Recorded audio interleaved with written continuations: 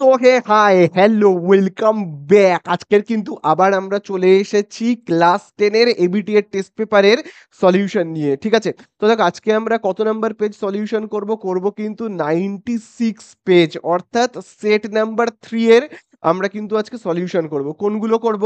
একের দাগ করব, এমসিকিউ গুলো দুয়ের দাগ করব, তিনের দাগ করব এবং চারের দাগের যতগুলো প্রশ্ন আছে সবকটা কিন্তু আমরা করে ফেলবো। ঠিক আছে, আগের ভিডিওতে আমি কিন্তু সেট 2 নিয়ে আলোচনা করেছিলাম, সেই অঙ্কের ভিডিও তোমরা যদি না দেখে থাকো ডেসক্রিপশনে দেওয়া লিংক বা উপরে আই বাটনে ক্লিক করে কিন্তু অবশ্যই তোমরা দেখে নেবে। ঠিক আছে, তাহলে চলো আজকে আর একদম বেশি কথা বাড়াবো না, প্রথমেই আমরা চলে যাব একের দাগের এমসিকিউতে।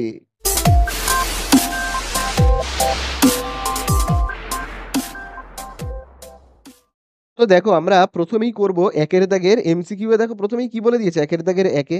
তো দেখো একের দাগের একে আমাদেরকে এখানে কি বলে দিয়েছে দেখি তো। একের দাগের একে দেখবে বলে দিয়েছে একটি নির্দিষ্ট সরল সুদের হারে কোনো মূলধন এক্স বছরে দ্বিগুণ হয়, এক্স বছরে দ্বিগুণ হয় এবং ওয়াই বছরে 3 গুণ হলে এক্স ইজ টু ওয়াই কত। তাহলে দেখো বলে দিয়েছে কোনো একটা টাকা এক্স বছরে কি হচ্ছে, দ্বিগুণ হচ্ছে কোনো একটা টাকা। তো দেখো আমি না এরকম দাগ কেটে করছি, হ্যাঁ দেখো কোনো একটা টাকা এক্স বছরে দ্বিগুণ হয়, এক্স বছর মানে কত বছর আমি জানি না, এক্স বছরে দ্বিগুণ হয় মানে আমি যদি 1 টাকা জমা রাখি 2 টাকা ফেরত পাবো, 100 টাকা জমা রাখলে 200 টাকা ফেরত পাবো, বোঝা গেল? 1000 টাকা জমা রাখলে 2000 টাকা ফেরত পাবো, একেই তো বলা হয় দ্বিগুণ হওয়া, তাই না? তাহলে আমরা আগে না সরল সুদের সূত্রটা লিখি। I is equal to PTR by আমরা কি জানি 100, তাই না? আচ্ছা বলো তো, আমি যদি 1 টাকা জমা রাখি মানে পি যদি হয় 1 টাকা, তাহলে আমি ফেরত পাবো কত টাকা? ফেরত পাবো কিন্তু 2 টাকা।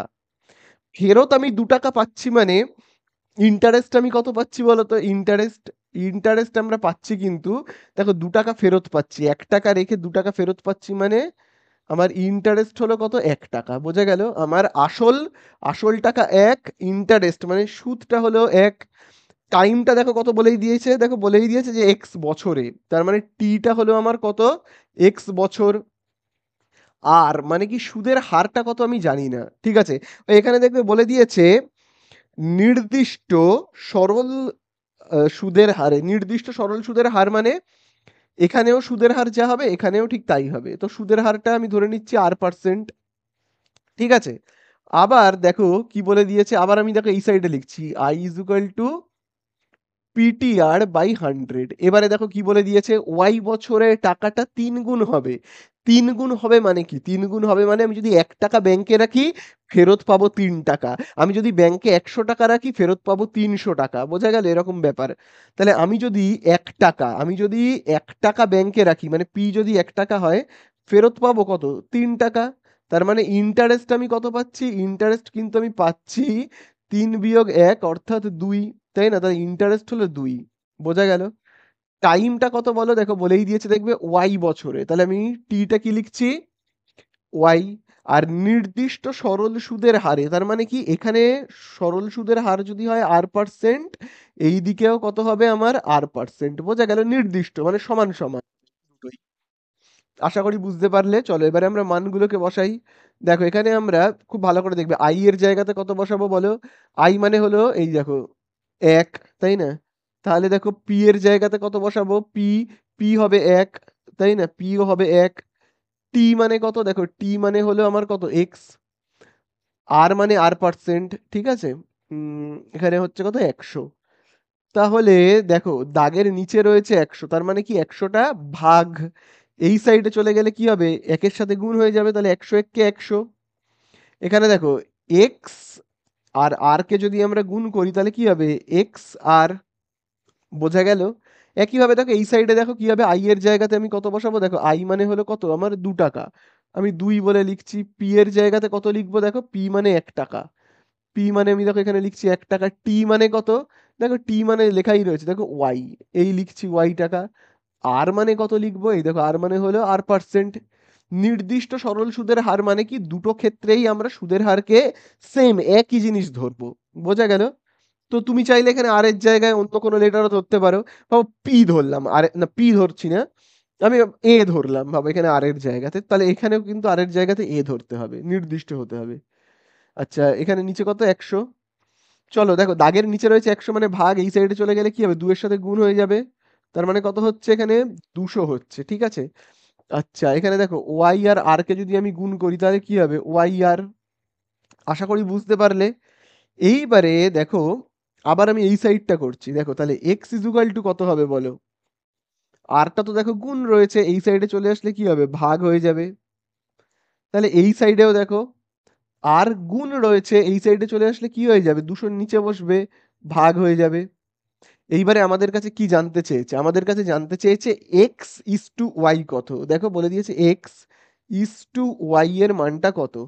তাহলে x এর জায়গাতে আমি কত বসাবো তোমরাই বলো। এই দেখো x এর মান আমরা কত বের করেছি? দেখো x এর মান আমরা দেখবে বের করেছি 100 by r is to y এর জায়গাতে কত বসাবো? এই দেখো y এর মান হলো 200 বাই r, 200 বাই r। দুদিক থেকে কি কেটে যাবে? দেখো এখানেও দেখো নিচে আর নিচে আর কেটে গেল। দেখো এই সাইডে দুটো শূন্য কাটলো, এইদিকে দুটো শূন্য কাটলো, তাহলে পড়ে থাকছে কি? এখানে 1 পড়ে থাকছে, ইস টু এখানে দেখো 2 পড়ে থাকছে। বোঝা গেল? তাহলে এই হয়ে গেল আমাদের অ্যান্সার। কত নম্বরে আছে এই অ্যান্সারটা? দেখে বলো তো কত নম্বরে আছে তোমরা? দেখো এই অ্যান্সারটা রয়েছে কিন্তু বি নাম্বারে। বি নাম্বারে দেখবে রয়েছে 1:2। তাহলে এই হয়ে গেল আমাদের বি এর দাগের অ্যান্সার হয়ে গেল এটা। চলো নেক্সট আমরা এবার পরেরটায় চলে যাব। তো দেখো এইবারে আমরা করব কতর দাগেরটা? একের দাগের দুয়েরটা, যেখানে দেখবে বলে দিয়েছে x square is equal two 6x সমীকরণের বীজ অথবা বীজদ্বয় কত হবে? বীজ অথবা বীজদ্বয় কত হবে? তাহলে আমাদের অঙ্কটাতে কি বলে দিয়েছে? এক্স স্কোয়ার, খুব ভালো করে দেখবে, x square is equal two 6x বলেছে। আচ্ছা দেখো 6x এই সাইডে চলে আসলে কি হবে? হবে কিন্তু দেখো এখানে এক্স স্কোয়ার যেমন আছে আছে, 6x এইদিকে চলে আসলে হবে -6x, আর এই দিকটা কি হবে? শূন্য। বোঝা গেল? এবারে আমরা কি করব? কমন নেব। ঠিক আছে, কি করব? কমন নেব। দেখো এখানে এক্স স্কোয়ার আর এখানে এক্স, সেখান থেকে আমি এক্স কমন নিচ্ছি। তাহলে এক্স স্কোয়ার থেকে এক্স কমন নিলে এক্স, এখান থেকে এক্স কমন নিলে কি থাকছে? 6 ইজুকাল টু কি? 0। আশা করি বুঝতে পারলে। এবার এটাকে আমি দুভাগে ভাগ করছি। ঠিক আছে, দেখো যদি দেখো এই যে এক্স আর এক্স মাইনাস 6 তাদের মাঝখানে কি চিহ্ন? এটা গুণ চিহ্ন। তাহলে দেখো এক্স মাইনাস 6 যদি সমান চিহ্নের এই সাইডে চলে যায়, এই সাইডে, তাহলে কি হবে? এক্স মাইনাস 6টা গুণ রয়েছে, এই সাইডে চলে গেলে কি হবে? ভাগ হবে। মানে তোমার শূন্য এদিকে রয়েছে, এক্স মাইনাস 6টা কি রয়েছে? গুণ রয়েছে, এই সাইডে চলে গেলে কি হবে? হবে ভাগ। তাহলে এক্স ইজুকাল টু আমরা কত পাচ্ছি? দেখো তুমি জিরোকে যে সংখ্যা দিয়েই ভাগ করো না কেন, অ্যান্সার কত আসবে? 0। বোঝা গেল? তাহলে এইরকম একটা হতে পারে যে এক্স মাইনাস 6টা সমান চিহ্নের এই দিকে চলে গেল, এটা একটা কন্ডিশন হতে পারে। আবার উল্টোটাও তো হতে পারে যে এক্স মাইনাস 6টা এই দিকেই থাকলো, এই এক্সটা এই সাইডে চলে গেল, তাহলে কেমন হবে ব্যাপারটা? এক্স মাইনাস 6টা এই দিকে থাকুক, দেখো এই যে এক্সটা এটা গুণ রয়েছে, এই সাইডে চলে গেলে কি হবে? ভাগ। দুটোই যেতে পারে, তাই না? এক্স মাইনাস 6ও এই সাইডে যেমন চলে যেতে পারে, আবার এই এক্সটাও তো এই সাইডে চলে যেতে পারে, তাই না? তাহলে দেখো এখানে আমরা পাচ্ছি কত? X minus 6। দেখো শূন্যকে তুমি যে সংখ্যা দিয়েই ভাগ করো না কেন, অ্যান্সার কি আসবে? শূন্য। তাহলে দেখবে এখানে -6 সমান চিহ্নের এই সাইডে গেলে কি হবে? +6। তাহলে দেখো আমরা এখানে এক্স এর দুটো অ্যান্সার পেলাম। এই দেখো একটা 0 আর একটা কত? 6, তাই না? এক্স এর আমি দুটো মান পেলাম। আমি এরকম ভাবে লিখছি, এক্স ইকুয়াল টু একটা 0 আর একটা কত? 6। দেখো তো এটা কত নম্বর অপশনে রয়েছে? তোমরা খুব ভালো করে দেখবে, সি এর দাগে দেখবে 0 ও 6। তাহলে এই অ্যান্সারটা তুমি পাবে কোথায়? সি এর দাগে কিন্তু পাবে। বোঝা গেল? হয়ে গেল এটা শেষ আমাদের। চলো নেক্সট আমরা এবার চলে যাব 3 এর দাগে। তো দেখো এইবারে আমরা চলে এসেছি 3 এর দাগের অঙ্কতে। তো দেখি 3 এর দাগের অঙ্কতে আমাদের কাছে কি বলে দিয়েছে? বলে দিয়েছে একটি বৃত্তের 18 সেমি দীর্ঘ একটি জ্যা বৃত্তের কেন্দ্রে এক সমকোণ পরিমাণ কোণ উৎপন্ন করে। তারপরে দেখবে বলে দিয়েছে বৃত্তের কেন্দ্র থেকে জ্যা এর লম্ব দূরত্ব কত? এটা আমাদের কাছে জানতে চেয়েছে। তাহলে আমি একটু একটু করে পড়ে একটু একটু করে আঁকি। বলে দিয়েছে একটি বৃত্তের 18 সেমি দীর্ঘ একটি জ্যা রয়েছে। তাহলে চলো আমি আগে একটা বৃত্তকে আঁকি তো। দেখো এই হলো একটা বেশ বড়সড় করে আমি একটা বৃত্ত আঁকছি। এই হলো বৃত্তের জ্যা, যার মাপটা হলো কত? বলে দিয়েছে 18 সেমি। এই হলো বৃত্তের কেন্দ্র।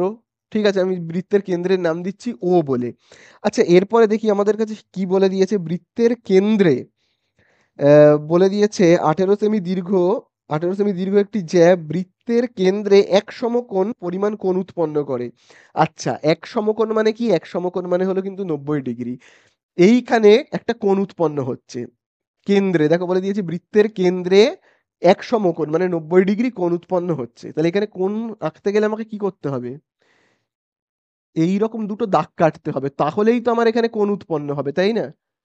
তবেই তো এই কেন্দ্র, সেখানে কোণ উৎপন্ন হলো এবং এই কোণটার মান কত? দেখো বলেই দিয়েছে 90 ডিগ্রি। খুব ভালো কথা। কেন্দ্রে 90 ডিগ্রি কোণ উৎপন্ন হলো। এইবারে আমাদের কাছে কি জানতে চেয়েছে? আমাদের কাছে জানতে চেয়েছে বৃত্তের কেন্দ্র থেকে জ্যা এর দূরত্ব কত? তাহলে দেখো বৃত্তের কেন্দ্র, এই হলো বৃত্তের কেন্দ্র, সেখান থেকে এই জ্যা তার দূরত্ব কত জানতে চেয়েছে। আমি যদি এরকম ভাবে নাম দিই এ, বি, এই জায়গাটা সি, আর এই জায়গাটার আমি নাম দিচ্ছি, এই যে এই পয়েন্টটার আমি নাম দিচ্ছি ডি বলে। অ্যান্সারে তার মানে জানতে চেয়েছে কেন্দ্র থেকে শুরু করে এই জ্যা এর দূরত্বটা। তার মানে আমার কাছে এডির মাপ কিন্তু জানতে চেয়েছে। বোঝা গেল? এবারে তোমরা আমাকে বলবে পুরো কোণটার মান যদি 90 ডিগ্রি হয় তাহলে শুধু বলো তো এইটুকুনির মাপ কত? শুধু এইটুকুনির মাপ কত হবে? পুরো কোণটা 90, তাহলে শুধু এইটুকুনির মাপ হবে কিন্তু আমার 45 ডিগ্রি। ওকে, বোঝা গেল? তাহলে পুরোটার মাপ যদি 90 ডিগ্রি হয় তাহলে শুধু অর্ধেকটার মাপ এইটুকুনির মাপ কত হবে? 45 ডিগ্রি। ঠিক আছে? তাহলে এখানে একটা ত্রিভুজ রয়েছে যার নাম হলো এডিসি। তাহলে আমি এরকম ভাবে লিখি, হ্যাঁ, ত্রিভুজ এডিসি এর আমরা কি কি মান পেয়েছি? এই যে ডিএসি এর মান আমি কিন্তু জানি। কোন ডিএসি তার মানটা আমরা কত জানি? 45। খুব ভালো করে দেখবে। এবারে দেখো এই ত্রিভুজের তোমরা বুঝতেই পারছো এটা সমকোণী ত্রিভুজ। তাহলে এই কোণটা কত ডিগ্রি হবে? 90 ডিগ্রি হবে, তাই না? তাহলে কোণ, এই কোণটার নাম কি আছে? এডিসি। এডিসি কত হবে? 90 ডিগ্রি, দেখেই বোঝা যাচ্ছে সমকোণী 90 ডিগ্রি। তাহলে বলো এই কোণটা হলো 90, এই কোণটা হলো কত? 45। তাহলে এই কোণটা কত হবে? তোমরা আমাকে বলো তো, তাহলে এই কোণটা কত হবে? খুব ভালো করে দেখবে, এইটা হলো 45, এটা হলো 90, তাহলে এইটা কত? তাহলে দেখো এইটাও একটা 45 ডিগ্রি কোণ হবে, তাই না? তার মানে এসিডি কত হচ্ছে আমার? এসিডি, এসিডি হচ্ছে তিনটে কোণের সমষ্টি তো কত হয়? 180। সেখান থেকে আমরা বিয়োগ করব 90 আর 45 এর সমষ্টিকে। তাহলে এখানে আমরা পাবো কত? তাহলে দেখো এখানে হচ্ছে কত আমাদের? 135। তাহলে এখানে আমরা পাবো কত? 45 ডিগ্রি। তাহলে এই কোণটার মান কত হচ্ছে? বলো বলো, এই কোণটার মান হলো কিন্তু 45, মনে রাখবে। তাহলে দেখো খুব ভালো করে কিন্তু বুঝবে। এবারে দেখো এই যে ত্রিভুজটা, এই যে দেখো, আচ্ছা আমি আগে বলি বি থেকে সি জ্যায়ের দৈর্ঘ্যটা দেখবে কত বলে দিয়েছে? বি থেকে সি জ্যায়ের দৈর্ঘ্য কিন্তু বলেই দিয়েছিল 18 সেমি। তাহলে বি থেকে সি পুরো এতটা যদি হয় 18, তাহলে বলো তো ডি থেকে সি এর মান কত? ডি থেকে সি, ডি থেকে সি তাহলে কত হবে? 9 হবে, তাই না? ডিসি তাহলে কত হবে? অতএব ডিসি হবে, তুমি 18কে দুভাগ করে দেবে, কত হবে? 9 সেমি বলে আমি দেখো এখানে লিখছি। তাহলে তোমরা এবারে আমাকে বলবে একটা ত্রিভুজের দুটো, আমি দেখবে একটা কথা দেখবে তোমাদেরকে আগে বলতাম, ভাবো এরকম একটা ত্রিভুজ রয়েছে, তার যদি এই দুটো বাহু সমান হয়, ভাবো একটা 6 একটা 6, তাহলে এই দুটো কোণও সমান হবে, বলতাম তো? দুটো বাহু সমান হলে এই দুটো কোণ সমান হয়। তাহলে এটাও আমি আবার উল্টো ভাবে বলতে পারি তো, যে এই দুটো কোণ যদি সমান হয়, ভাবো এটা 45, এটাও 45, এরকম যদি দুটো কোণ সমান হয় তাহলে এই দুটো বাহু সমান হবে। দুটো বাহু সমান হলে যদি এই দুটো কোণ সমান হয়, তাহলে এই দুটো কোণ সমান হলে এই দুটো বাহু সমান হবে। এখানেও ঠিক তেমনই ব্যাপার। দেখো এই দুটো কোণ, দেখো এই যে এই সি কোণটা আর এ কোণটা সমান দেখো 45 করে যদি হয়, তাহলে এই দুটো বাহু সমান হবে। দেখো এই যে ডিসি আর দেখো এই যে এডি, খুব ভালো করে দেখবে, হ্যাঁ, এডি। দেখো এডি, এ থেকে ডি, আর কোনটা? ডি থেকে কোনটা? সি। এই দুটো কত করে হবে? তাহলে 9 করে হবে। এটা যদি 9 হয় তাহলে এটাও কি হবে? 9 হবে। তাহলে আমার কেন্দ্র থেকে জ্যা এর দূরত্ব কত পাচ্ছি? 9 সেমি। বোঝা গেল? অতএব আমরা কি লিখবো? কেন্দ্র থেকে জ্যা এর দূরত্ব, জ্যা এর দূরত্ব কত পেলাম আমি? কেন্দ্র থেকে জ্যা এর দূরত্ব 9 সেমি। তাহলে এই আমার হয়ে গেল অ্যান্সার। দেখো কত নম্বরে আছে টিক মেরে নাও তোমরা। সি এর দাগে দেখবে তোমরা পেয়ে যাবে, সি এর দাগে। ওকে, তাহলে এই আমাদের হয়ে গেল কতর দাগ? এই আমাদের হয়ে গেল ২ এর, সরি, এটা আমাদের হয়ে গেল ৩ এর দাগেরটা। ঠিক আছে? এটা আমাদের হয়ে গেল কত? ৩ এর দাগেরটা। চলো ৪ এর দাগে চলে যাই। তো দেখো এইবারে আমরা ৪ এর দাগেরটায় করব। দেখবে বলে দিয়েছে যদি cos θ প্লাস sec θ = 2 হয়, তাহলে আমাদের কাছে জানতে চেয়েছে cos to the power 11 theta plus sec to the power 11 থিটার মান কত? তাহলে দেখো এখানে আমাদের কাছে বলে দিয়েছে কি cos θ প্লাস sec θ, তার মান কত বলে দিয়েছে? তার মান কিন্তু দেখবে বলে দিয়েছে এখানে ২। ঠিক আছে? তো এখান থেকে আমরা যেটা বের করব, কি বের করব? দেখবে জানতে চেয়েছে cos টু দি পাওয়ার, এটা আমাদের কাছে জানতে চেয়েছে cos to the power 11 theta plus sec to the power 11 থিটার মান, এটাই তো আমাদের কাছে জানতে চেয়েছে। তাহলে চলো আমরা অঙ্কটাকে স্টার্ট করি। তাহলে দেখো cos cos থিটা যেমন আছে থাক, এটায় কিচ্ছু করব না, যেমন আছে থাক। এবারে তোমরা সবাই এগুলো তো জানোই যে তোমাদেরকে দেখবে আমি কোষে দেখি ওই 23.1 করিয়েছিলাম। কি করিয়েছিলাম? cos এর উল্টো কি, sec তার উল্টো কি, এগুলো করিয়েছিলাম। তো মনে রাখবে cos এর উল্টো হলো sec, মানে cos থিটা ইকুয়াল টু কি হয়? 1/sec theta. উল্টো তো, তাহলে এরকম বোঝা গেল। আবার ঠিক উল্টো ভাবে যদি হয়, উল্টো ভাবে আরেকটা জিনিস আমরা কি বলতে পারি? sec থিটা ইকুয়াল টু কি উল্টো, তাহলে কি হয় 1/cos থিটা, এরকম ব্যাপার। একে অপরের কি উল্টো। যেমন হয় tan এর উল্টো কি cot, মানে tan মানে কি 1/cot, cot মানে কি 1/tan, এরকম ব্যাপার। তাহলে দেখো আমি এখানে sec থিটার জায়গাতে কি লিখবো? sec থিটার জায়গাতে আমি কি লিখবো? এই দেখো sec থিটার জায়গাতে আমি লিখবো 1/cos থিটা। বোঝা গেল? 1/cos theta. বোঝা গেল? আশা করি বুঝতে পারলে। চলো এবারে আমরা যেরকম যোগ করতে হয় করব। এর নিচে কিছু নেই মানে কি ১। তাহলে লসাগু কত হবে? ১ আর cos থিটার লসাগু হবে cos থিটা। এবার কোনাকুনি গুণ করি, হ্যাঁ? দেখো cos থিটা আর cos থিটাকে গুণ করলে কি হবে? cos square theta. ১ আর ১ কে গুণ করলে কি হবে? ১। আর এখানে দেখো কত থাকছে? ২। তাহলে দেখো দাগের নিচে দেখো এখানে রয়েছে cos থিটা। তার মানে কি cos থিটা ভাগ এই সাইডে চলে গেলে ২ এর সাথে গুণ হয়ে যাবে। তাহলে cos স্কোয়ার থিটা প্লাস 1 যেমন আছে থাক। এই দিকে চলে গেলে ২ এর সাথে গুণ হয়ে গেলে কি হবে? 2 cos থিটা। বোঝা গেল? এবারে এই 2 cos থিটাকে সমান চিহ্নের এই সাইডে আনবো, মানে বাম দিকে আনবো।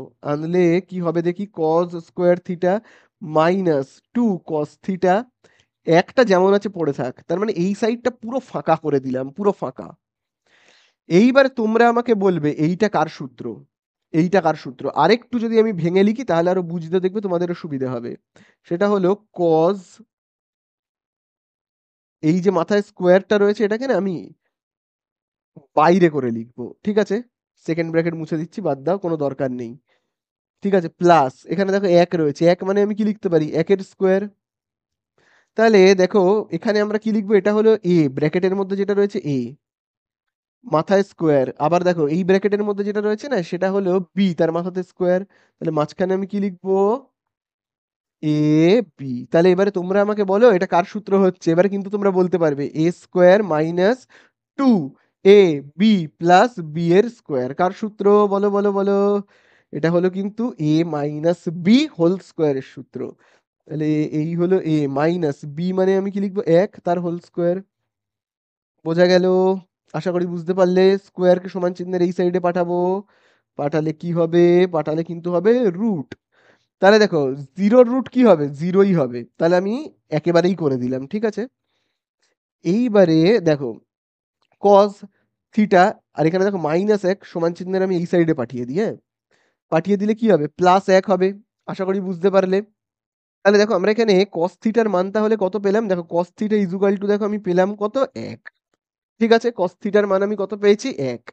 এইবারে আমি এই অঙ্কতে আসি যেটা আমাদের কাছে জানতে চেয়েছে। কি জানতে চেয়েছে? cos to the power 11 theta plus sec to the power 11 থিটার মান। তাহলে দেখো cos 11 পাওয়ারে 11 রয়েছে, থিটা যেমন আছে আছে। দেখো sec এর জায়গাতে আমি কত লিখবো? এই দেখো sec এর উল্টো কি? দেখো sec এর উল্টো হলো 1/cos। তাহলে আমি sec এর জায়গাতে কি লিখছি? 1/cos পাওয়ারটা 11 যেমন আছে থাক, থিটা যেমন আছে আমি লিখে দিলাম। এবার এই সূত্রগুলোকে মুছে দিচ্ছি। তাহলে চলো, কজ কজের জায়গাতে আমি কত মান বসাবো? এই যে দেখো কস থিটার জায়গাতে আমি কত বসাবো? এই দেখো কস থিটার মান হলো 1, বসাই 1। পাওয়ারে দেখো কত রয়েছে 11, বসাবো 11। আবার দেখো এখানে দেখো কস থিটার জায়গাতে কত বসাবো? এই দেখো কজের মান কত, দেখো 1, এই হলো 1। পাওয়ারে কত রয়েছে 11, চলো আমিও পাওয়ারে কত বসাবো? এই দেখো 11। তাহলে একের পাওয়ার 11 হোক আর 12 হোক, তাহলে একের পাওয়ার 11 হোক, 12 হোক, 6 হোক, 8 হোক, যাই হোক না কেন, অ্যান্সার হবে কিন্তু 1।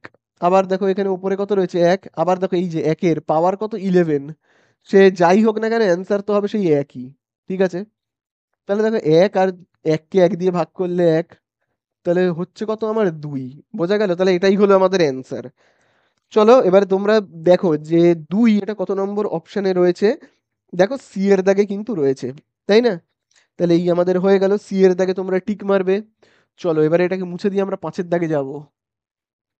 তো দেখো এবারে আমরা চলে আসবো কতর দাগে? 5-এর দাগে। তো 5-এর দাগের অঙ্কটাতে কি বলেছে তোমরা কিন্তু অবশ্যই স্টার মার্কিং করবে, ইম্পর্টেন্ট অঙ্ক রয়েছে এটা। দেখবে বলে দিয়েছে আর একক দৈর্ঘ্যের ব্যাসার্ধ বিশিষ্ট একটি নিরেট অর্ধগোলক থেকে সর্ববৃহৎ যে নিরেট শঙ্কু কেটে নেওয়া যাবে তার আয়তন কত? তাহলে দেখো একটা অর্ধগোলক রয়েছে, নিরেট অর্ধগোলক। তো ভাবো আমি এরকম একটা অর্ধগোলককে আঁকছি, এই হলো একটা অর্ধগোলক, এই হলো একটা অর্ধগোলক, ঠিক আছে? এই হলো অর্ধগোলক। এবারে এই অর্ধগোলকের এই জায়গাটা হলো কেন্দ্র, ঠিক আছে? কেন্দ্র থেকে এই জায়গাটাকে আমরা কি বলি? ভূমিতলের ব্যাসার্ধ। খুব ভালো করে কিন্তু মনে রাখবে, দুটো ব্যাসার্ধ আছে, এই দুটো ব্যাসার্ধ কিন্তু খুব ভালো করে বুঝবে। এই যে এই দেখো এইটাও কিন্তু একটা বৃত্তাকার অংশ, এটা কিন্তু ভূমিতলে রয়েছে, এটা হলো ভূমিতলের বৃত্তাকার অংশ। তাহলে এই ব্যাসার্ধটাকে আমরা কি বলবো? এই ব্যাসার্ধটাকে আমরা বলবো কিন্তু ভূমির ব্যাসার্ধ। ওকে, কি বলবো? ভূমির ব্যাসার্ধ, যাকে আমরা কি দিয়ে চিহ্নিত করি? আর দিয়ে। আর কেন্দ্র থেকে এই পর্যন্ত এটাও কিন্তু একটা ব্যাসার্ধ, পরিধি পর্যন্ত। কেন্দ্র থেকে শুরু করে পরিধি পর্যন্ত এটাও হলো ব্যাসার্ধ, ঠিক আছে? তাহলে দুটো ব্যাসার্ধ পেলাম, বোঝা গেল? তাহলে দেখো আমি এখানে দুটো ব্যাসার্ধ পেলাম, তাহলে তোমরা বুঝতে পারলে। এইবারে এইটাকে ভেঙে ভেঙে একটা শঙ্কু বানানো হবে, ঠিক আছে? ভেঙে ভেঙে কি করা হবে? একটা শঙ্কু বানানো হবে, অর্থাৎ ভেঙে ভেঙে শঙ্কু বানানো হবে মানে কিরকম? ভাবো এই জায়গাগুলোকে এরকম ভাবে দা দিয়ে ভাবো কাটা হচ্ছে, কেটে কেটে একটা শঙ্কুর আকৃতি দেওয়া হবে, ঠিক আছে? এই জায়গাগুলো ভাবো কেটে ফেলে দেওয়া হলো, কেটে ফেলে দেওয়া হলো, ফেলে দিয়ে একটা শঙ্কুর আকৃতি বানানো হলো। দেখো একটা শঙ্কুর আকৃতি কিন্তু বানানো হলো। তাহলে দেখো বুঝতে পারলে এই সাইডগুলো কি? এই সাইডগুলো সব কেটে দেওয়া হলো, কেটে দিয়ে একটা শঙ্কুর আকৃতি বানানো হলো। এবারে দেখো শঙ্কুর আকৃতি বানালেও একটা জায়গায় কিন্তু কোনো কাটাকুটি হয়নি। সেটা কোন জায়গাটা বলো তো? সেটা হলো কিন্তু এই ভূমিতলটা। দেখবে যা কাটাকুটি হয়েছে একটা অর্ধগোলককে ভেঙে একটা শঙ্কু বানাতে গিয়ে আমাকে কিন্তু এই সাইডগুলো কাটাকুটি করতে হচ্ছে, কিন্তু এই ভূমিতলকে কিন্তু কোনো কাটাকুটি করতে হচ্ছে না, তাই না? তাহলে দেখো খুব ভালো করে দেখবে এবারে, খুব ভালো করে দেখবে। তোমাদেরকে আমি এক্ষুনি বললাম এইটা হলো কি? ভূমিতলের ব্যাসার্ধ, আর এটাও কিন্তু অর্ধগোলকের একটা ব্যাসার্ধ, ঠিক আছে? এটাও হলো অর্ধগোলকের কিন্তু ব্যাসার্ধ। বোঝা গেল? তাহলে অর্ধগোলকের ব্যাসার্ধ আর, এই দিয়ে আমরা চিহ্নিত করছি। এবারে শঙ্কুর দিক থেকে যদি আমরা বলি, তাহলে শঙ্কুর এইটাকে আমরা বলি ব্যাসার্ধ, তাই না? শঙ্কুরও আমরা কি ব্যাসার্ধ, এই লাইনটাকেই বলে থাকি। শঙ্কুর ব্যাসার্ধ কোনটা? এই যে এই লাইনটাই হলো কি শঙ্কুর ব্যাসার্ধ। এই জায়গাটাকে আমরা কি বলি? শঙ্কুর কি বলি আমরা? শঙ্কুর এই জায়গাটাকে আমরা বলি কিন্তু তির্যক উচ্চতা, যাকে আমরা এল দিয়ে চিহ্নিত করি, মানে লেন্থ। শঙ্কুর এই জায়গাটাকে আমরা কি বলি? শঙ্কুর এই জায়গাটাকে আমরা কি বলি? উচ্চতা বা এইচ। শঙ্কুর এই জায়গাটাকে বলি এইচ। তাহলে এইবারে দেখো এই লাইনটা কিন্তু শঙ্কুর ক্ষেত্রে উচ্চতা, কিন্তু অর্ধগোলকের ক্ষেত্রে কি? ব্যাসার্ধ। বোঝা গেল কি বললাম? এই লাইনটা শঙ্কুর উচ্চতা, কিন্তু অর্ধগোলকের কি? ব্যাসার্ধ। এবং একই তো লাইন, এই লাইনটা তো একই, কিন্তু দুটো আলাদা আলাদা নাম, কিন্তু ব্যাপারটা তো একই। একই মানে আরও যা, এইচও তাই। বোঝা গেল? আর এর মাপও যা, এইচ এর মাপও তাই। একই তো লাইন, তাই না? নামগুলো শুধু আলাদা। বোঝা গেল? এইবারে আমাদের কাছে জানতেটা কি চেয়েছে? আমাদের কাছে জানতে চেয়েছে যে শঙ্কুটা কেটে নেওয়া হবে, সেই শঙ্কুটার আয়তন কত, তাই তো? চলো শঙ্কুর আয়তন আমরা বের করে ফেলি। শঙ্কুর আয়তনের সূত্র আমরা কি জানি বলো? শঙ্কুর আয়তনের সূত্র হলো 1/3 পাই আর স্কোয়ার এইচ, এই তো। তাহলে দেখো আমরা এখানে কত বসাবো? 1/3 পাই আর স্কোয়ার যেমন আছে আছে, ইনটু এই এইচ এর জায়গায় আর আমি এইচ লিখবো না, কারণ এইচ এর মান আমরা জানি কত, আর। এইচ ও যা আর ও তাই, এইচ ইজ ইকুয়াল টু আর, তাহলে এইচ এর জায়গাতে আমি কি লিখবো? আর বলে লিখবো। তাহলে দেখো আর স্কোয়ার আর আর কে যদি আমরা গুণ করে ফেলি, তাহলে আমরা কি পাবো? আর কিউব পাবো, তাই না? এখানে পাই যেমন আছে আছে, আর এখানে দেখো কত রয়েছে? 3 রয়েছে, এই হলো 3। দেখবে এটাই হলো কিন্তু আমাদের অ্যান্সার, এই হলো কিন্তু আমাদের কি শঙ্কুর আয়তন পেয়ে গেলাম, ঠিক আছে? দেখো কত নম্বর অপশনে রয়েছে এইটা, এই যে শঙ্কুর আয়তন আমরা পেলাম, এটা কত নম্বর অপশনে রয়েছে? এটা দেখবে কিন্তু ডি এর দাগে রয়েছে, পাই আর কিউব বাই 3। ঠিক আছে, ঘন একক বলে পাশে লিখবে। তাহলে আশা করি বুঝতে পারলে। চলো মুছে দেব, দিয়ে আমরা চলে যাব কতর দাগে? 6 এর দাগে। চলো এবারে আমরা চলে যাব কতর দাগে? 6 এর দাগে। দেখি 6 এর দাগে আমাদের কাছে কি বলে দিয়েছে। 6 এর দাগে দেখবে অনেকগুলো সংখ্যা বলেছে, দেখি কি কি বলে দিয়েছে। 6, 7, তারপরে দেখবে বলে দিয়েছে এক্স, তারপরে বলে দিয়েছে 8, তারপরে দেখো ওয়াই, তারপরে দেখবে বলে দিয়েছে 14। খুব ভালো কথা বলে দিয়েছে, এদের সংখ্যাগুলির গড় যদি 9 হয়, এই সংখ্যাগুলোর গড় কি বলে দিয়েছে? 9 যদি হয়, তাহলে এক্স প্লাস ওয়াই এর মান কত? ভালো কথা, এদের গড় হলো কত বলে দিয়েছে? 9। আচ্ছা বলো তো, গড় বের করবার নিয়মটা কি? আগেই বলেছি এই চ্যাপ্টার করানোর সময়, গড় গড় গড় যোগ করে ভাগ কর, তাই তো? তাহলে গড় গড় গড় যোগ করে ভাগ কর। তাহলে এদের গড় আমাকে বের করতে গেলে কি করতে হবে? 6, তার সাথে 7, তার সঙ্গে এক্স, তার সঙ্গে 8, তার সঙ্গে ওয়াই, তার সঙ্গে 14 যোগ করতে হবে। যোগ করে এবারে ভাগ করব। কত দিয়ে ভাগ করব? কতগুলো সংখ্যা রয়েছে দেখো, 1টা 2টো 3টে 4টে 5টা 6টা। 6 দিয়ে ভাগ করব, করলেই আমরা কি পেয়ে যাব? গড়। আমরা পেয়ে যাব গড়। আর বইয়ের মধ্যে গড় কত বলে দিয়েছে? 9। তাহলে এইটাও হলো বইয়ের দেওয়া গড়, আর এটা হলো আমাদের নির্ণয় করা গড়। ঠিক আছে, তাহলে দেখি কত হচ্ছে। দেখো 6 এর সাথে কত হয় তোমরা জানো? 6 এর সাথে হবে 13। 13 আর 8 কত হবে? হবে কিন্তু 21, তাই তো? 21 আর 14 কত হবে বলো? 21 আর 14 হবে এখানে 35। তাহলে আমরা পাচ্ছি কত? 35 প্লাস এখানে এক্স আর এখানে ওয়াই রয়েছে, সেটাকেও তো লিখতে হবে, এক্স প্লাস ওয়াই। নিচে 6, ঠিক আছে? তাহলে দেখো দাগের নিচে কত রয়েছে? 6, মানে ভাগ, এই সাইডে গেলে গুণ হয়ে যাবে। ঠিক আছে, এই সাইডে গেলে কি হয়ে যাবে? গুণ হয়ে যাবে 9 এর সাথে, তাই তো? তাহলে কত হচ্ছে দেখি, এক্স প্লাস ওয়াই, আচ্ছা 9 আর 6 কত হচ্ছে? 54। তাহলে দেখো এক্স প্লাস ওয়াই, তাহলে দেখো 35 এই সাইডে গেলে কি হবে? -35, তাই না? তাহলে X plus Y is equal to কত হচ্ছে? বিয়োগ করে দাও, বিয়োগ করলে কত হবে? 19 হবে, তাই না? তাহলে এক্স প্লাস ওয়াই এর মান কত পেলাম? 19। দেখো তো কত নম্বর অপশনে রয়েছে এটা। দেখো এইটা কিন্তু দেখবে রয়েছে বি এর দাগে, ঠিক আছে? তাহলে বি এর দাগেরটাই হয়ে গেল অ্যান্সার। তাহলে এই হয়ে গেল আমাদের কত দাগের গুলো? একের দাগের এমসিকিউ কিন্তু সব শেষ হয়ে গেল। এবার আমরা দুয়ের দাগের শূন্য স্থানগুলো চলে যাব, ঠিক আছে? তো আমি দেখো এটাকে মুছে দিচ্ছি। দেখো এবারে দুয়ের দাগ তো আমরা স্টার্ট করব। তো দুয়ের দাগের এক করবার আগে কিন্তু এই অঙ্কটাতেই তোমরা স্টার মার্কিং করবে, প্রচন্ড ইম্পর্টেন্ট কিন্তু এই অঙ্কটা। দেখো বলে দিয়েছে, আমি আগে অঙ্কটাকে টুকি, হ্যাঁ, 7x² minus 12x, 7x² minus 12x plus কত বলে দিয়েছে? +18, তাই তো? Is equal to 0। বলে দিয়েছে সমীকরণের বীজদ্বয়ের সমষ্টি ও গুণফলের অনুপাত কত? প্রচন্ড ইম্পর্টেন্ট কিন্তু। তাহলে দেখো এখান থেকে আগে আমরা এ মানে কি, বি মানে কি, আর সি মানে কি সেটা বের করব, ঠিক আছে? তাহলে দেখো আমি এর নিচে লিখছি কি, a x square plus b x plus c equal to 0। তাহলে তোমরাই দেখো এ মানে কি 7, পাশে পাশে লিখে রাখবো, এ মানে হলো 7।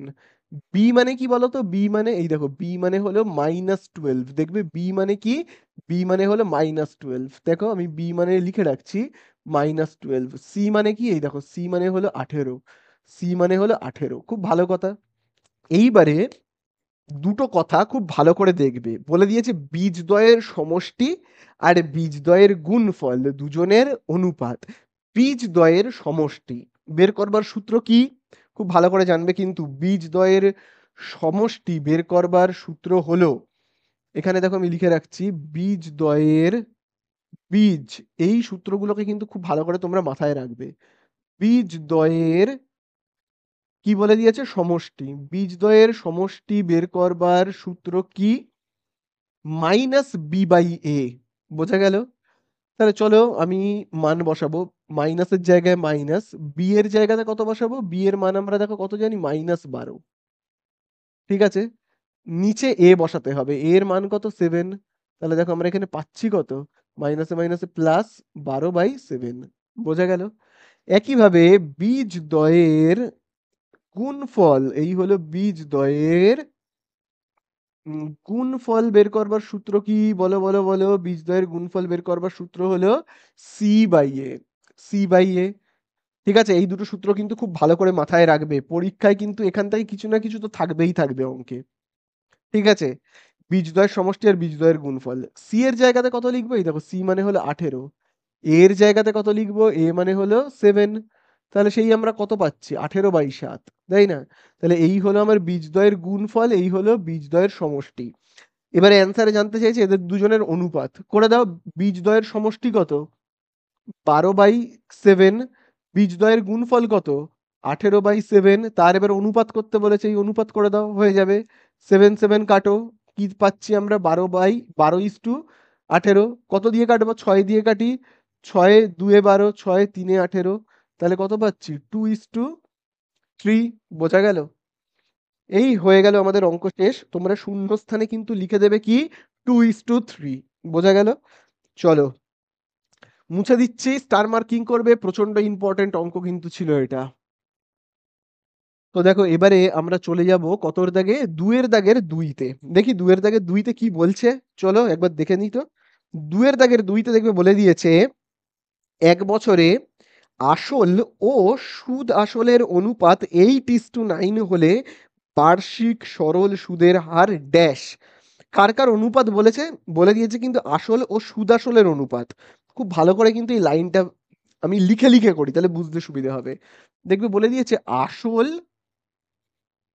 আসল ও সুদ আসলের অনুপাত। সুদ আসলের অনুপাত। দেখো বলে দিচ্ছে আসল ও সুদ আসলের অনুপাত কত বলে দিয়েছে, খুব ভালো করে দেখো। বলে দিয়েছে কিন্তু 8:9। তার মানে কি? প্রথম শব্দটা দেখো এখানে কত রয়েছে, কি রয়েছে? প্রথম শব্দটা রয়েছে আসল। তাহলে প্রথম সংখ্যাটা হলো আসল, তার মানে আসল কত? 8। আসলকে আমরা পি দিয়ে চিহ্নিত করি, তাই না? সুদে আসলে কত পাচ্ছে? সুদে আসলে পাচ্ছে 9। ঠিক আছে, সুদে আসলে পাচ্ছে 9। ঠিক আছে, তাহলে কেউ ভাবো ব্যাংকে রাখলো আসল টাকা 8, সুদে আসলে সে যদি 9 টাকা পায়, সুদে আসলে সে যদি পায় 9 টাকা, তাহলে সে ইন্টারেস্ট কত পাচ্ছে? তার ইন্টারেস্ট কত? 8 টাকা রেখে 9 টাকা পাচ্ছে, মানে তার ইন্টারেস্ট হলো 1 টাকা, তাই না? বোঝা গেল? আসল 8 টাকা রেখে সুদে আসলে পাচ্ছে 9 টাকা, তার মানে ইন্টারেস্ট পাচ্ছে 1 টাকা। টাইমটা দেখবে বলেই দিয়েছে, কি বলে দিয়েছে? টাইমটা 1 বছরের বলেই দিয়েছে কিন্তু, 1 বছর। তাহলে এখানে আমরা আর এর পরিমাণটা বের করবো, আর এর মানটাকে বের করব। সিম্পল যে সূত্রটা আছে তোমরা জানো, PTR/100। আই এর জায়গাতে আমরা কত লিখবো? আই এর জায়গাতে লিখবো 1। পি এর জায়গাতে কত লিখবো বলো? পি এর মান হলো 8, ইন্টু টি এর জায়গাতে কত লিখবো? 1 বছর। আর এর মান জানি না, সেটাই তো বের করতে বলেছে। এবারে দেখো দাগের নিচে কি রয়েছে? 100 ভাগ রয়েছে, এই সাইডে চলে গেলে গুণ হয়ে যাবে একের সাথে। গুণ হলে কি হবে? 100। 8, এককে 8, এবং 8-এর সঙ্গে আমরা আর কে গুণ করলে কি পাবো? 8R পাবো, তাই না? 8R পেলাম। এবারে আর কে এই দিকে রেখে 8টাকে, এই দেখো এই যে 8 গুণ রয়েছে এই সাইডে পাঠিয়ে দেবো, ভাগ হয়ে যাবে। কাটাকুটি করব, 4 দিয়ে কাটলে কত পাবো আমরা? 4 দিয়ে কাটলে পাবো 2। 100-কে 4 দিয়ে ভাগ করলে কত পাবো? 25। তাহলে আর ইজুকাল টু আমরা কত পাচ্ছি? এই দিকে লিখি, হ্যাঁ, 25/2। এবারে তুমি 25-কে ভাগ করবে 2 দিয়ে, করলে কত হবে? 2 1-কে 2, কত হবে? ২ দুগুণে ৪ বিয়োগ করলে কত? ১। এই ১ টাকে আমরা কোথায় বসাবো? এইখানে বসাবো। আর এই ২ টাকে কোথায় বসাবো? এখানে বসাবো। তাহলে এই আর এর মান আমরা কত পেলাম বলো? ১২/২%। ঠিক আছে? তাহলে এই আর এর জায়গাতে আমরা কত লিখবো? লিখবো কিন্তু ১২/২%। বোঝা গেল? এই হয়ে গেল আমাদের অ্যান্সার। কি অ্যান্সার পেলাম? আর এর মান। এই আর এর মান পেয়ে গেলাম ১২/১/২%। হয়ে গেল আমাদের এই অঙ্কটা শেষ। চলো নেক্সট অঙ্কে চলে যাব। এটা আমরা কতর দাগ করে ফেললাম বলো তো? এটা কিন্তু আমরা করে ফেললাম ২, ৩ এর দাগে যাব। তো দেখো এবারে আমরা চলে যাব ৩ এর দাগে। এটাও কিন্তু স্টার মার্কিং করবে, প্রচন্ড ইম্পর্টেন্ট। বলে দিয়েছে দুটি বৃত্ত পরস্পরকে ছেদ বা স্পর্শ না করলে বৃত্ত দুটির সর্বাধিক সংখ্যায় ড্যাশটি সাধারণ স্পর্শক করা যায়, অঙ্কন করা যায়। ঠিক আছে, দুটো বৃত্ত পরস্পরকে স্পর্শ করবে না।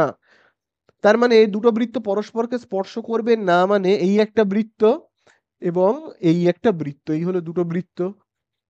দুজন দুজনকে কিন্তু স্পর্শ বা ছেদ করেনি। তাহলে কটা স্পর্শক অঙ্কন করা যাবে? কথাটা একটু আমি ভুল বলছি, কটা সাধারণ স্পর্শক অঙ্কন করা যাবে। সাধারণ স্পর্শক মানে কি? যে লাইনটা দুটো বৃত্তকেই টাচ করে যাবে, যে লাইন দুটো বৃত্তকেই টাচ করে যাবে, সেটাই হলো সাধারণ স্পর্শক। যেমন দেখো, এই দেখো এই লাইনটা দেখো দুটো বৃত্তকেই টাচ করলো, দেখো এখানেও টাচ করলো, এখানেও টাচ করলো, এটা হলো কি সাধারণ স্পর্শক। এই একটা আমরা সাধারণ স্পর্শক আঁকলাম। আরেকটা দেখো, এই দেখো এই একটা সাধারণ স্পর্শক। এই স্পর্শকটা দেখো এখানেও ছেদ করলো, মানে স্পর্শ করলো, এখানেও স্পর্শ করলো। দুটো স্পর্শক আঁকা গেল। আর দেখি তো আঁকা যায় কি না। তো দেখো এই আরেকটা দেখো স্পর্শক, এই দেখো এই আরেকটা স্পর্শক আমরা আঁকলাম।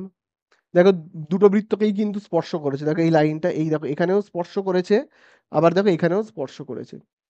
আবার একইভাবে দেখো এই আরেকটা,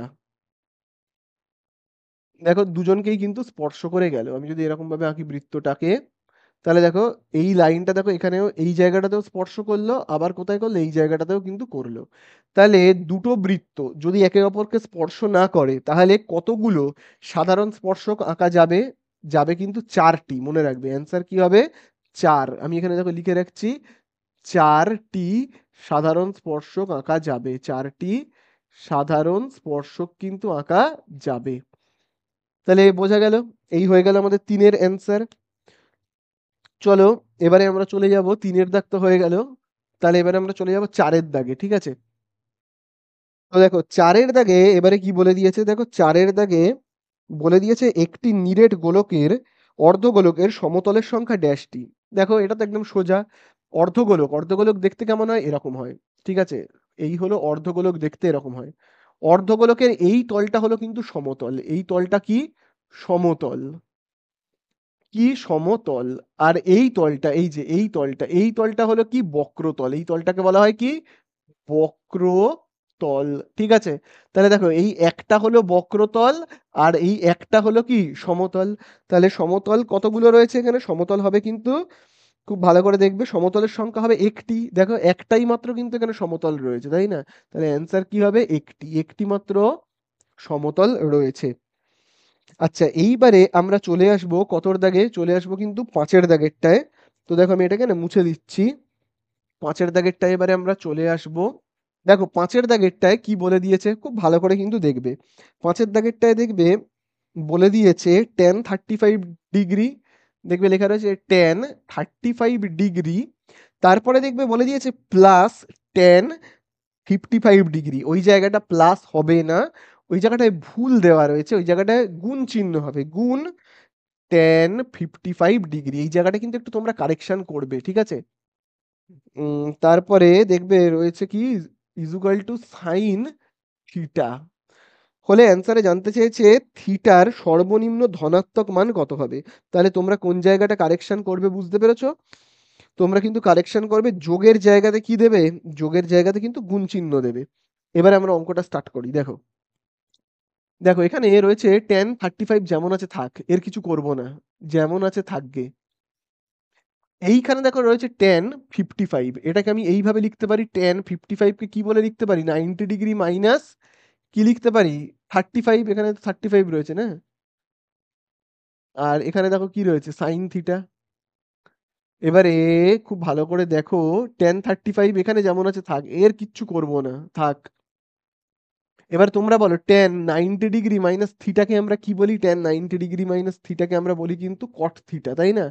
কি বলি? কট থিটা। তো আর এখানে নেই, থিটার জায়গায় কত রয়েছে? 35 ডিগ্রি।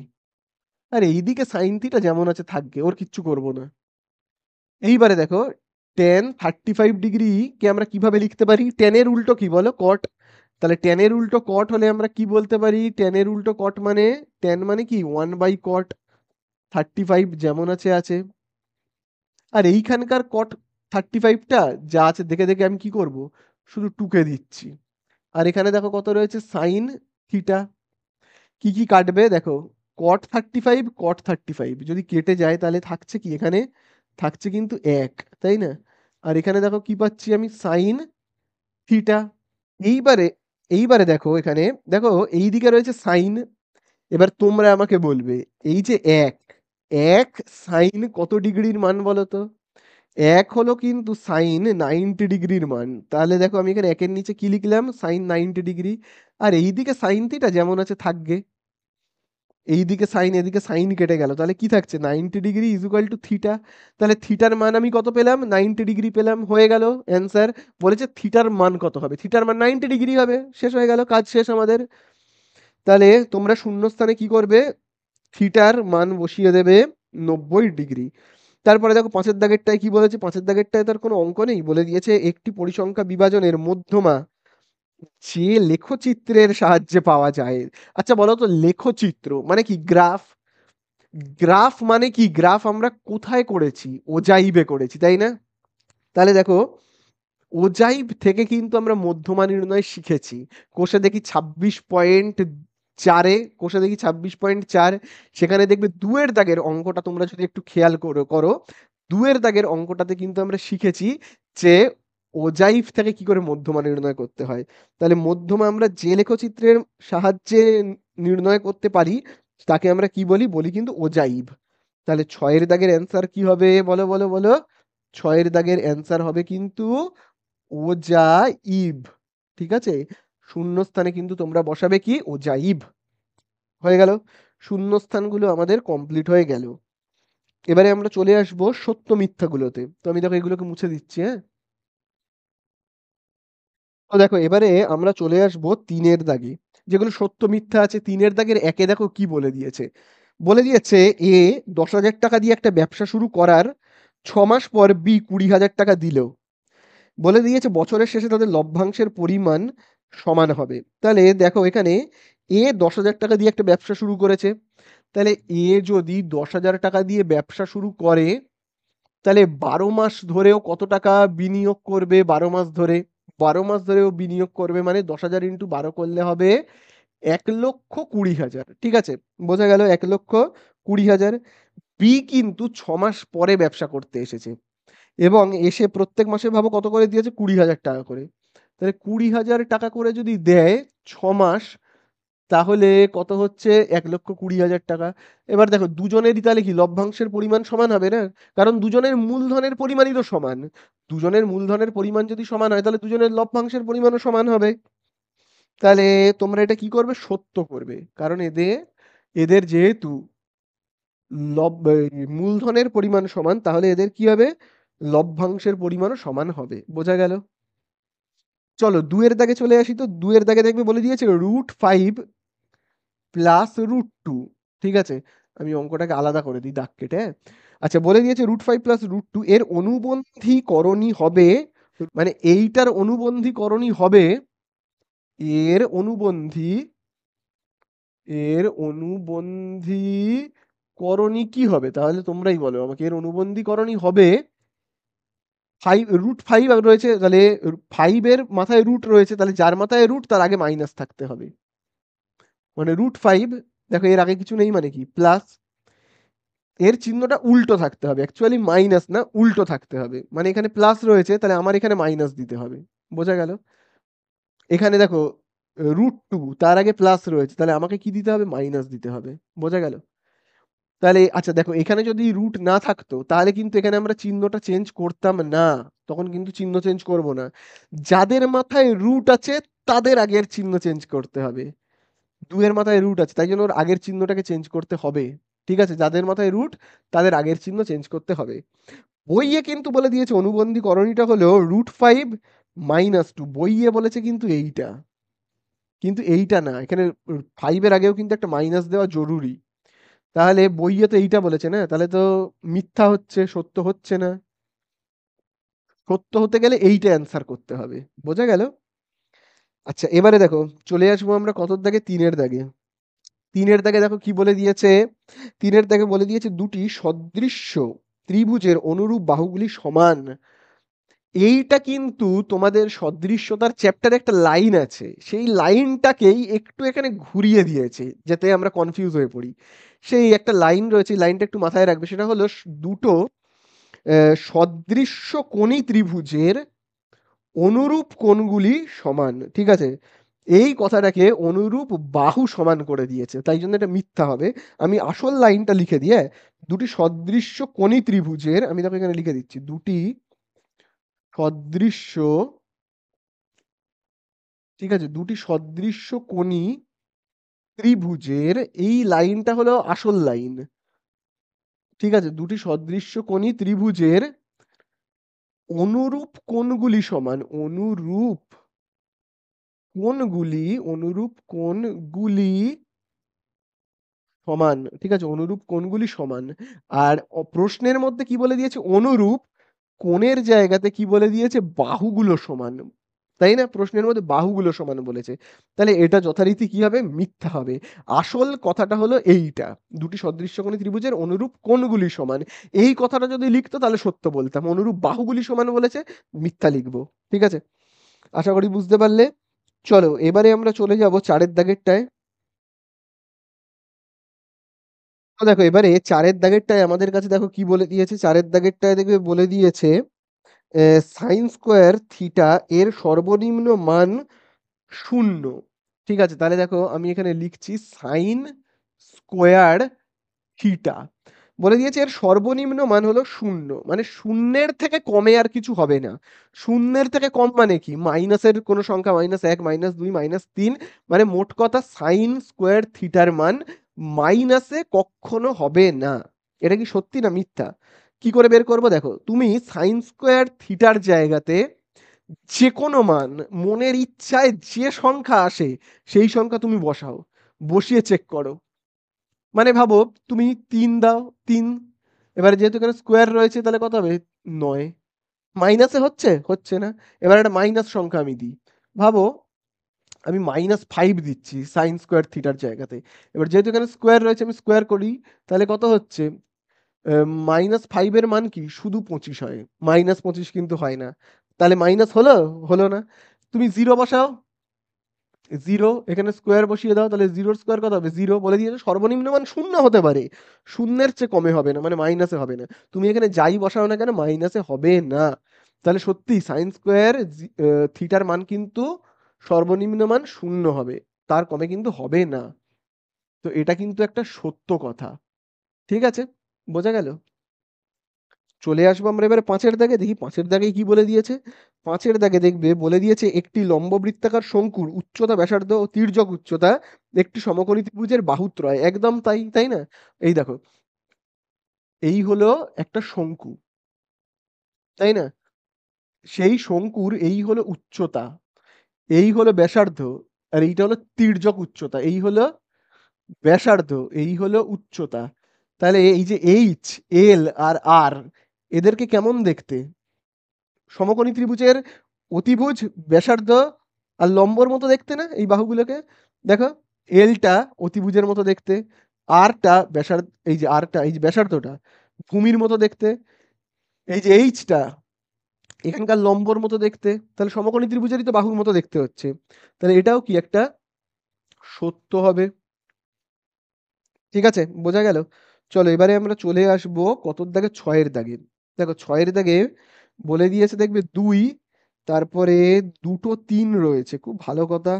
তারপরে দেখবে আবার 2 5 2 রয়েছে, 2 5 2 রয়েছে, আরো ভালো কথা। আহ, তারপরে 3 6 5 রয়েছে, কি রয়েছে, 3 6 আর 5। এবারে অ্যান্সারে জানতে চেয়েছে এই তথ্যের সংখ্যাগুরুর মান ৬ জানতে চাইনি, বলে দিয়েছে এর সংখ্যাগুরুর মান হবে ৬। সংখ্যাগুরু মানে কি? যে সংখ্যাটা সবচেয়ে বেশি বার রয়েছে। যে সংখ্যাটা সবচেয়ে বেশি বার রয়েছে সেটাই হলো সংখ্যাগুরুর মান। তো বলছে সংখ্যাগুরুর মান ৬। তো দেখি তো ৬ কি এখানে সবচেয়ে বেশি বার রয়েছে? দেখো ৬ এখানে মাত্র ১ বার রয়েছে। তাহলে কি করে সংখ্যাগুরু হবে? ৬ এর থেকেও তো এই যে ৩ তো অনেকবার রয়েছে। তাই না? ২ দেখো, এই দেখো ২ কতবার রয়েছে। এইগুলো সংখ্যাগুরুর মান হতে পারে। ৬ কোনোদিনই হবে না। তার কারণ ৬ মাত্র ১ বার রয়েছে। তাহলে ৬ কিন্তু সংখ্যাগুরুর মান হচ্ছে না। মিথ্যা। ঠিক আছে? তাহলে এই হয়ে গেল কি আমাদের সত্য মিথ্যাগুলো। এবারে আমরা ৪ এর দাগের অঙ্কগুলোয় চলে যাব। তো দেখো এবারে আমরা করব ৪ এর দাগের অঙ্কগুলো। ৪ এর দাগের অঙ্কতে দেখো ঠিক কি বলে দিয়েছে আমাদের কাছে? বলে দিয়েছে, খুব ভালো করে দেখবে, বার্ষিক সরল সুদের হার 4% থেকে 3.3/4% হওয়ায় একটি ব্যক্তির বার্ষিক আয় 60 মানে ৬০ টাকা কম হয়। ওই ব্যক্তির মূলধন কত? ঠিক আছে? তাহলে দেখো খুব ভালো করে বুঝবে। ঠিক আছে? প্রথমে ইন্টারেস্ট রেট মানে সুদের হার কত ছিল? 4%। তারপরে সেটা কমে গিয়ে হয়ে গেল কত? 3.3/4%। আচ্ছা, যখন 4% সুদের হার ছিল তখন ইন্টারেস্ট অর্থাৎ সুদটা অর্থাৎ আইটা কত ছিল? চলো আমরা একটু বের করে ফেলি তো। তাহলে দেখবে তোমাদের বুঝতেও সুবিধা হবে। দেখো আমরা আই বের করবার সূত্র কি জানি? পিটিআর বাই কি জানি আমরা 100 এরকম জানি তো। এবারে দেখো আইটা আমাদের বের করতে হবে। পিটা কত? পিটা জানি না, আমি পি কে পি ধরে নিচ্ছি। ঠিক আছে, আমি পি কে কি ধরে নিচ্ছি? পি বলেই ধরে নিচ্ছি। আচ্ছা, টি মানে কি? টাইম। তাহলে দেখো টাইমটা দেখবে বলে দিয়েছে বার্ষিক অর্থাৎ ১ বছর। ঠিক আছে, তাহলে আমি টি এর জায়গায় কত লিখছি? ১ লিখছি টাইমটা। আর এর জায়গায় কত লিখবো? প্রথমে ইন্টারেস্ট রেট কত ছিল? 4%। ঠিক আছে, আমি এখানে ৪ লিখছি। নিচে কত লিখবো? ১০০ লিখবো। বোঝা গেল? চলো আমরা একটু কাটাকুটি করি তো। দেখো ৪ এক্কে ৪, ৪ দিয়ে তুমি যদি এই ১০০টাকে ভাগ করো তাহলে কত পাবো? ২৫। তাহলে দেখো আমরা এখানে ইন্টারেস্ট কত পাচ্ছি মানে সুদ কত পাচ্ছি? উপরে রয়েছে পি, আর দেখো নিচে কত রয়েছে? নিচে রয়েছে আমার 25। ঠিক আছে, তাহলে এই হলো কি আমাদের, খুব ভালো করে দেখো এই হলো আমাদের ইন্টারেস্ট। ঠিক আছে, এইবারে আবার দেখো আমি পাশে করছি, আবার ওই একইভাবে লিখি I is equal to PTR by 100। ঠিক আছে, পিটিআর বাই 100 লিখলাম। তাহলে দেখো একটু আগে ইন্টারেস্ট রেট মানে সুদের হার কত ছিল? মানে আর এর জায়গায় আমি কত বসিয়েছিলাম? 4%। এইবারে আমি আর এর জায়গাতে কত বসিয়ে দেখবো বলো তো? 3.3/4%। দেখো এখানে দেখো পিটা আমি জানি না তাই জন্য পি বলে লিখছি। টাইমটা বলেই দিয়েছে ১ বছর, আমি ১ বলে লিখছি। আর এর জায়গায় কত লিখবো? দেখো বলেই দিয়েছে 3.3/4। তার মানে কত? 3.3/4 মানে তোমার ৪×৩=১২, আর ৩ যোগ করে দাও ১৫, ১৫/৪। তাহলে আমরা এখানে কত লিখবো? লিখবো কিন্তু ১৫/৪। ঠিক আছে, আর নিচে কত লিখবো? এই ১০০টাকে লিখবো। তাহলে আশা করি তোমরা বুঝতে পারলে এখন আমার ইন্টারেস্ট এই রকম হচ্ছে। চলো আর একটু কাটাকুটি করি, তাহলে আমাদের কাছে ব্যাপারটা আরো ক্লিয়ার হয়ে যাবে। দেখো উপরে পি আর ১ কে তুমি যদি গুণ করো কি পাবো? পি পাবো। এখানে দেখো কত রয়েছে? ১৫ বাই কত? ৪। ১০০-র নিচে কিছু নেই মানে কি? এই যে দেখো ১০০-র নিচে কিছু নেই মানে ১ রয়েছে। তাহলে এটাকে আমরা উল্টে লিখবো। লিখলে কত হবে? ১/১০০। বোঝা গেল? এরকম ভাবে লিখবো ১/১০০। তাহলে চলো আমরা এবারে কি করব? কাটাকুটি করি। ৫ দিয়ে কাটি। ৫×২০ ১০০, ৫ দিয়ে আমরা ১৫ কে ভাগ করলে কত পাবো? ৩ পাবো। তাহলে i ইজ ইকুয়াল টু আমরা কত পাচ্ছি? দেখো পি আর ৩ কে গুণ করলে 3p, আর ৪ আর ২০ কে গুণ করলে কত? 80।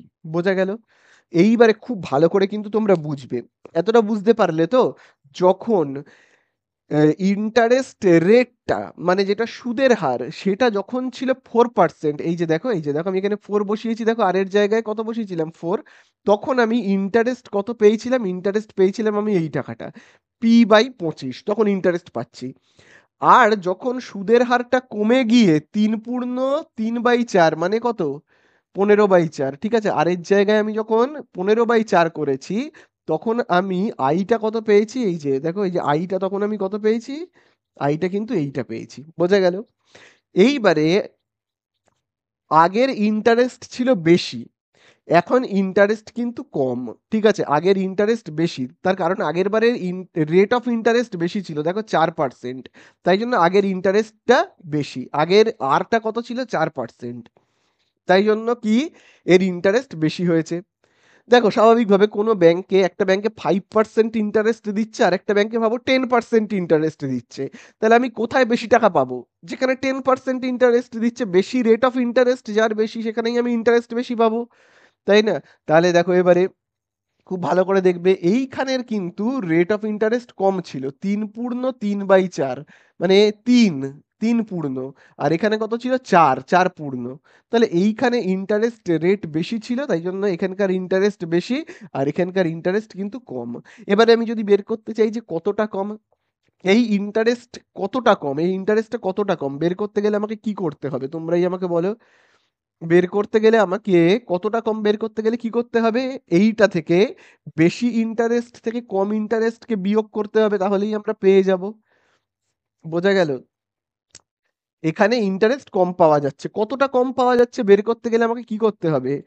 বেশি ইন্টারেস্ট থেকে কম ইন্টারেস্টকে বিয়োগ করতে হবে, তাহলেই পেয়ে যাব। বোঝা গেল কতটা কম? আর বইয়েও দেখো, মানে প্রশ্নের মধ্যেও দেখো বলে দিয়েছে কতটা কম, 60 টাকা কম। বোঝা গেল? তাহলে দেখো এই সমান চিহ্ন, তার এই দিকে দেখো লিখেছি কি, 60 টাকা ইন্টারেস্ট কম, বইয়ে বলে দেওয়া আছে। প্রশ্নের মধ্যে বলে দিয়েছে 60 টাকা কম, আর এই দিকে দেখো কি লেখা রয়েছে, ইন্টারেস্ট কতটা কম। তাহলে এই দিকেও লেখা রয়েছে ইন্টারেস্ট কতটা কম, এই দিকেও দেখো লেখা রয়েছে ইন্টারেস্ট কতটা কম। এটা হলো বইয়ে দেওয়া ইন্টারেস্ট কতটা কম, আর এটা হলো আমাদের নির্ণয় করা ইন্টারেস্ট কতটা কম। ঠিক আছে? তাহলে চলো এবারে আমরা কি করব, স্বাভাবিক বিয়োগ করব, করলেই আমাদের হয়ে যাবে অঙ্ক শেষ। তাহলে দেখো লসাগু করব, কত হবে? 25 আর 80 লসাগু করি তো, 25 আর 80 লসাগু করলে কত হবে দেখি তো। 5 দিয়ে তুমি করো, 5 5 25, 5 16 80, আর তো যাবে না। তাহলে 5 আর 5কে গুণ করলে কত? 25, আচ্ছা 5 আর 16 কত? 80, 80 আর 5-এ গুণ করলে কত হচ্ছে? 400, তাই না? তাহলে এখানে আমাদের লসাগু কত হচ্ছে? 400। 25 দিয়ে তুমি 400কে ভাগ করো, কত পাবে? 16। 25 দিয়ে 400কে ভাগ করলে 16, তার সঙ্গে পি কে গুণ করব, 16p। 80 দিয়ে আমি যদি এই 400কে ভাগ করি, কত পাবো? 5 পাবো। ঠিক আছে, 80 দিয়ে 400কে ভাগ করলে কত পাবো? 5। সেই 5 দিয়ে 3p কে গুণ করব, কত হবে? 15p। ঠিক আছে, আশা করি বুঝতে পারলে। এবারে দেখো, দেখো 16p থেকে 15p বিয়োগ করলে একটা p। 400টা দাগের নিচে রয়েছে, ভাগ এই সাইডে গেলে গুণ হয়ে যাবে। তাহলে 4 আর 6 কত গুণ করলে কত হবে বলো? 24 হবে। দুটো শূন্য আর এই একটা শূন্য, টোটাল 3টে শূন্য। তাহলে দেখো পি ইজুকাল টু আমরা কত পেলাম? 24,000। অ্যান্সারে জানতে চেয়েছে মূলধনটা কত, মূলধন মানে আসল টাকাটা 24,000। ঠিক আছে, যেটাকে আমরা এখানে মূলধনটা জানতাম না বলে দেখো সব পি বলেই লিখেছি। তাহলে পিটা আসলে কত? 24,000। তাহলে আমি ব্যাপারটাকে আরেকটু যদি গুছিয়ে বলি, 24,000 টাকা তুমি এই একটা ব্যাংকে রাখছো, এই একটা ব্যাংকে রাখছো, এখানেও 1 বছর রাখছো, এখানেও 1 বছর রাখছো। এখানে ইন্টারেস্ট রেটটা কত, মানে সুদের হারটা 4%, এখানে ইন্টারেস্ট রেট কত? 3/4, মানে 4-এর থেকে কম। 3/4, তাহলে এখানে ইন্টারেস্ট রেট কম, এখানে ইন্টারেস্ট রেট বেশি, তাই জন্য এইখানে আমরা ইন্টারেস্ট সর্বদা বেশি পাবো, আর এখানে কম পাবো। কত টাকা কম পাচ্ছি এখানে? 60 টাকা কিন্তু আমরা এখানে ইন্টারেস্ট কম পাচ্ছি। বোঝা গেল? তাহলে আমাদের অ্যান্সার কোনটা? আমাদের অ্যান্সার হলো কিন্তু 24,000। মূলধনটা কত? 24,000। বোঝা গেল? তাহলে এই হয়ে গেল আমাদের অঙ্কটা শেষ। চলো চলে যাবো আমরা এবারে 2-এর দাগের অঙ্কতে। ঠিক আছে, আমি মুছে দিচ্ছি। তো দেখো এবারে আমরা করবো 2-এর দাগেরটা, যেখানে দেখবে বলে দিয়েছে বার্ষিক নির্দিষ্ট শতকরা চক্রবৃদ্ধির হার সুদে কিছু টাকা n বছরে দ্বিগুণ হলে কত বছরে 4 গুণ হবে? এখানে একটা কথা খুব ইম্পর্টেন্ট, চক্রবৃদ্ধি। চক্রবৃদ্ধির সূত্র আমরা জানি, সবাই জানি। আচ্ছা এইবারে দেখো বলে দিয়েছে কিছু টাকা, মানে কত টাকা সেটা আমি জানি না, n বছরে কি হচ্ছে? দ্বিগুণ হচ্ছে।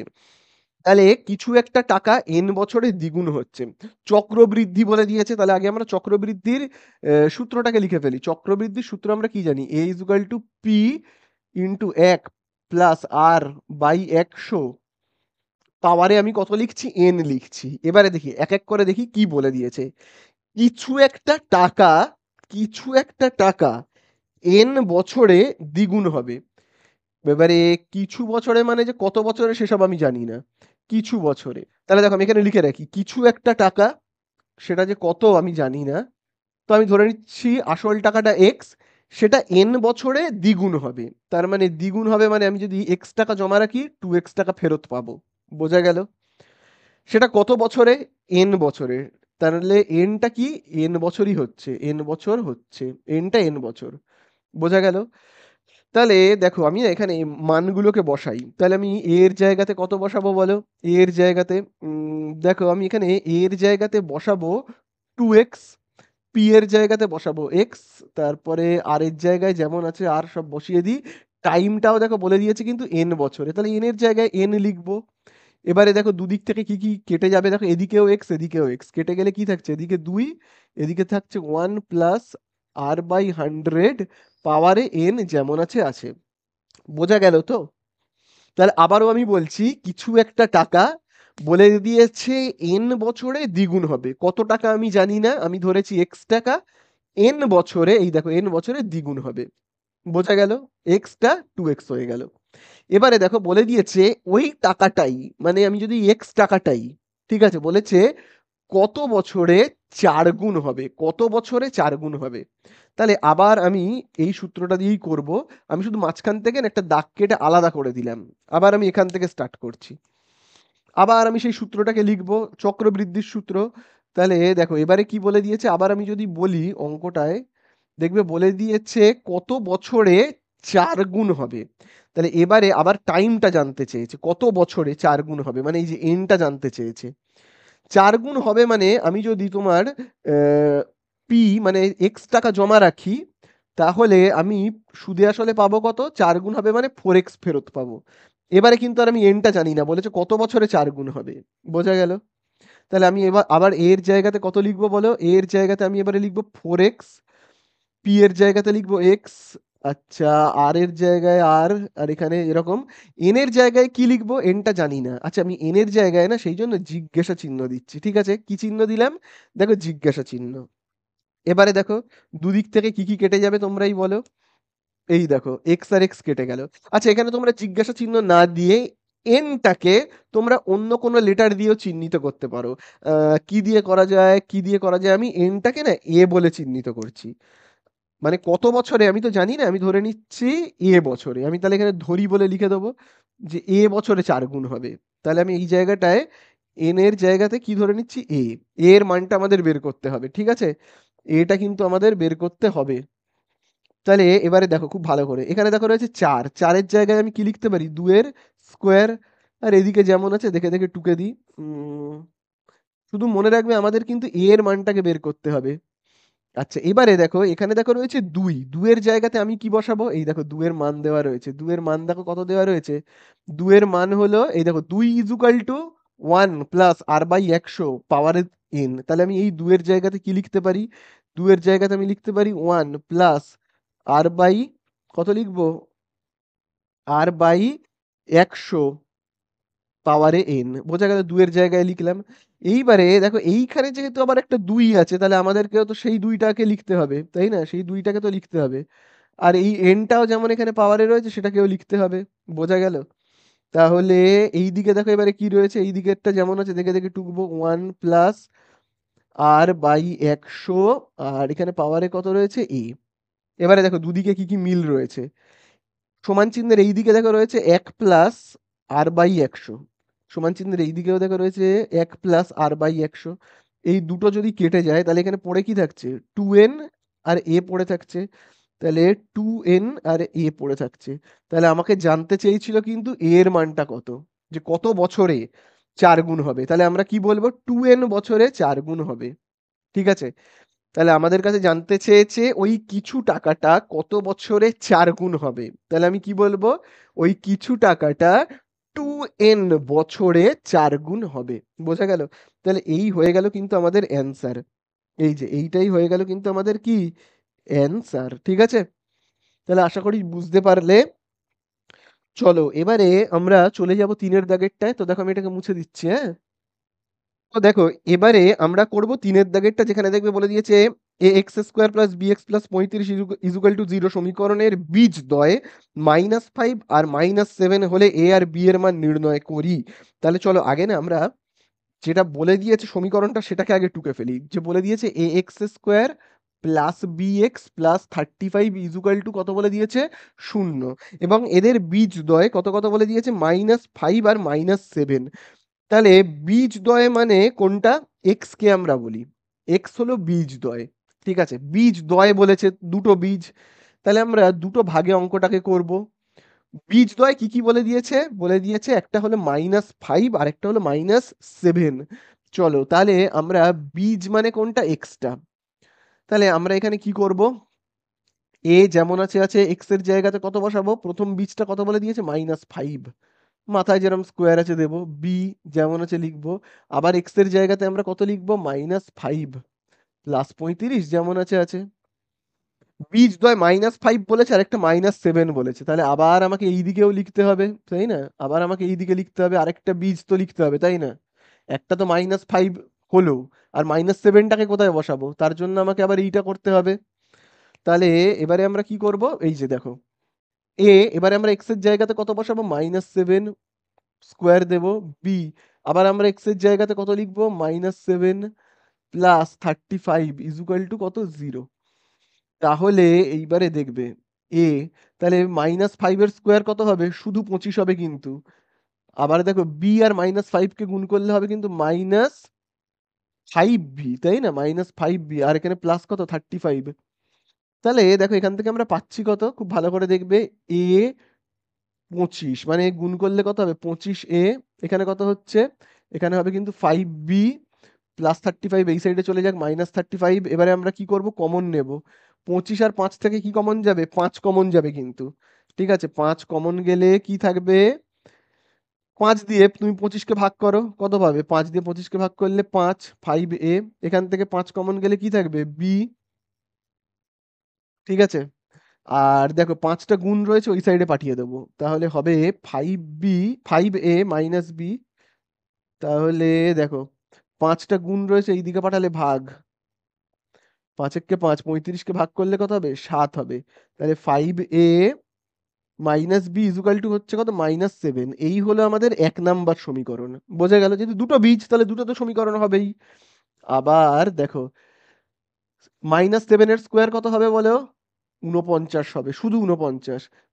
প্লাস বি আর -7 ইন্টু করলে কত হবে? কিন্তু গুণ চিহ্ন, তাহলে ইন্টু করলে হবে -7b প্লাস 35 যেমন আছে আছে। খুব আনন্দের কথা। এইবারে দেখো এ আর 49কে গুণ করো, কত হবে? 49a। আর এটা তো হচ্ছে কত? 7b প্লাস 35কে ওই সাইডে পাঠিয়ে দাও, কত হবে? -35। বোঝা গেল? চলো এবারে আবার আমরা কমন নেব। কি কমন নেব? 7 কমন নেব এই দুটো জায়গা থেকে। 7কে কমন নিলে আমরা কত পাচ্ছি? 7a। এখান থেকে 7 কমন গেলে কি থাকছে? b থাকছে। -35 ওপারে যেমন আছে আছে। দেখো 7 গুণ রয়েছে, ওই সাইডে পাঠিয়ে দাও। পাঠিয়ে দিলে কত হবে?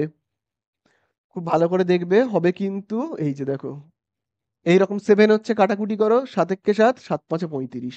তাহলে আমরা 7a minus B equal to কি পাচ্ছি? -5। এই হলো কিন্তু 2 নম্বর সমীকরণ। বোঝা গেল? এই 1 নাম্বার, এই 2 নাম্বার। এবারে এখান থেকে তোমাকে অপনয়ন করে এ আর বি এর মান বের করতে হবে। আমি দেখো 1 নম্বর সমীকরণটাকে প্রথমেই দেখো টুকছি, কি রয়েছে? এইটা তো দেওয়া রয়েছে। 2 নম্বর সমীকরণে দেখবে কি দেওয়া রয়েছে? এইটা দেওয়া রয়েছে। এবারে দেখো তুমি চিহ্ন চেঞ্জ করবে আর কাটবে। এখানে দেখো মাইনাস রয়েছে, তুমি প্লাস করে দাও। প্লাস রয়েছে, এখানে মাইনাস করে দাও। এখানে মাইনাস রয়েছে, প্লাস করে দাও। তাহলে চিহ্নগুলো কি করলাম? চেঞ্জ করলাম, মানে বিয়োগ করলাম। -b প্লাস বি কেটে গেল। তাহলে এবারে দেখো এখানে কি থাকছে? 7a থেকে 5a বিয়োগ করলে -2a। এখানে কি থাকছে? -2, তাই না? তাহলে দেখো দুদিক থেকে মাইনাস মাইনাস কেটে যাবে। 2টা গুণ রয়েছে, এই সাইডে পাঠিয়ে দাও। পাঠালে হবে ভাগ। তাহলে 2কে 2 দিয়ে ভাগ করলে কত পাবো আমরা? 1। এবারে এই যে a এর মান, তাকে তুমি যে কোনো সমীকরণে বসাতে পারো। এখানেও বসাতে পারো 2তে, আবার একেও বসাতে পারো। তো আমি ভাবো 2তেই বসিয়ে দিচ্ছি। দেখো 2তে দেখো কি লেখা রয়েছে? 7a minus B equal to কি? -5। এর জায়গাতে আমি কত বসাবো? এই যে এর জায়গাতে আমি বসাবো 1। ঠিক আছে, তাহলে 7 আর 1 গুণ করলে কত? 7 মাইনাস বিটা যেমন আছে আছে থাক, কিচ্ছু করব না। ঠিক আছে, এবারে দেখো 7টাকে সমান চিহ্নের ওই সাইডে পাঠাবো। তাহলে আমাদের হচ্ছে কত, -7।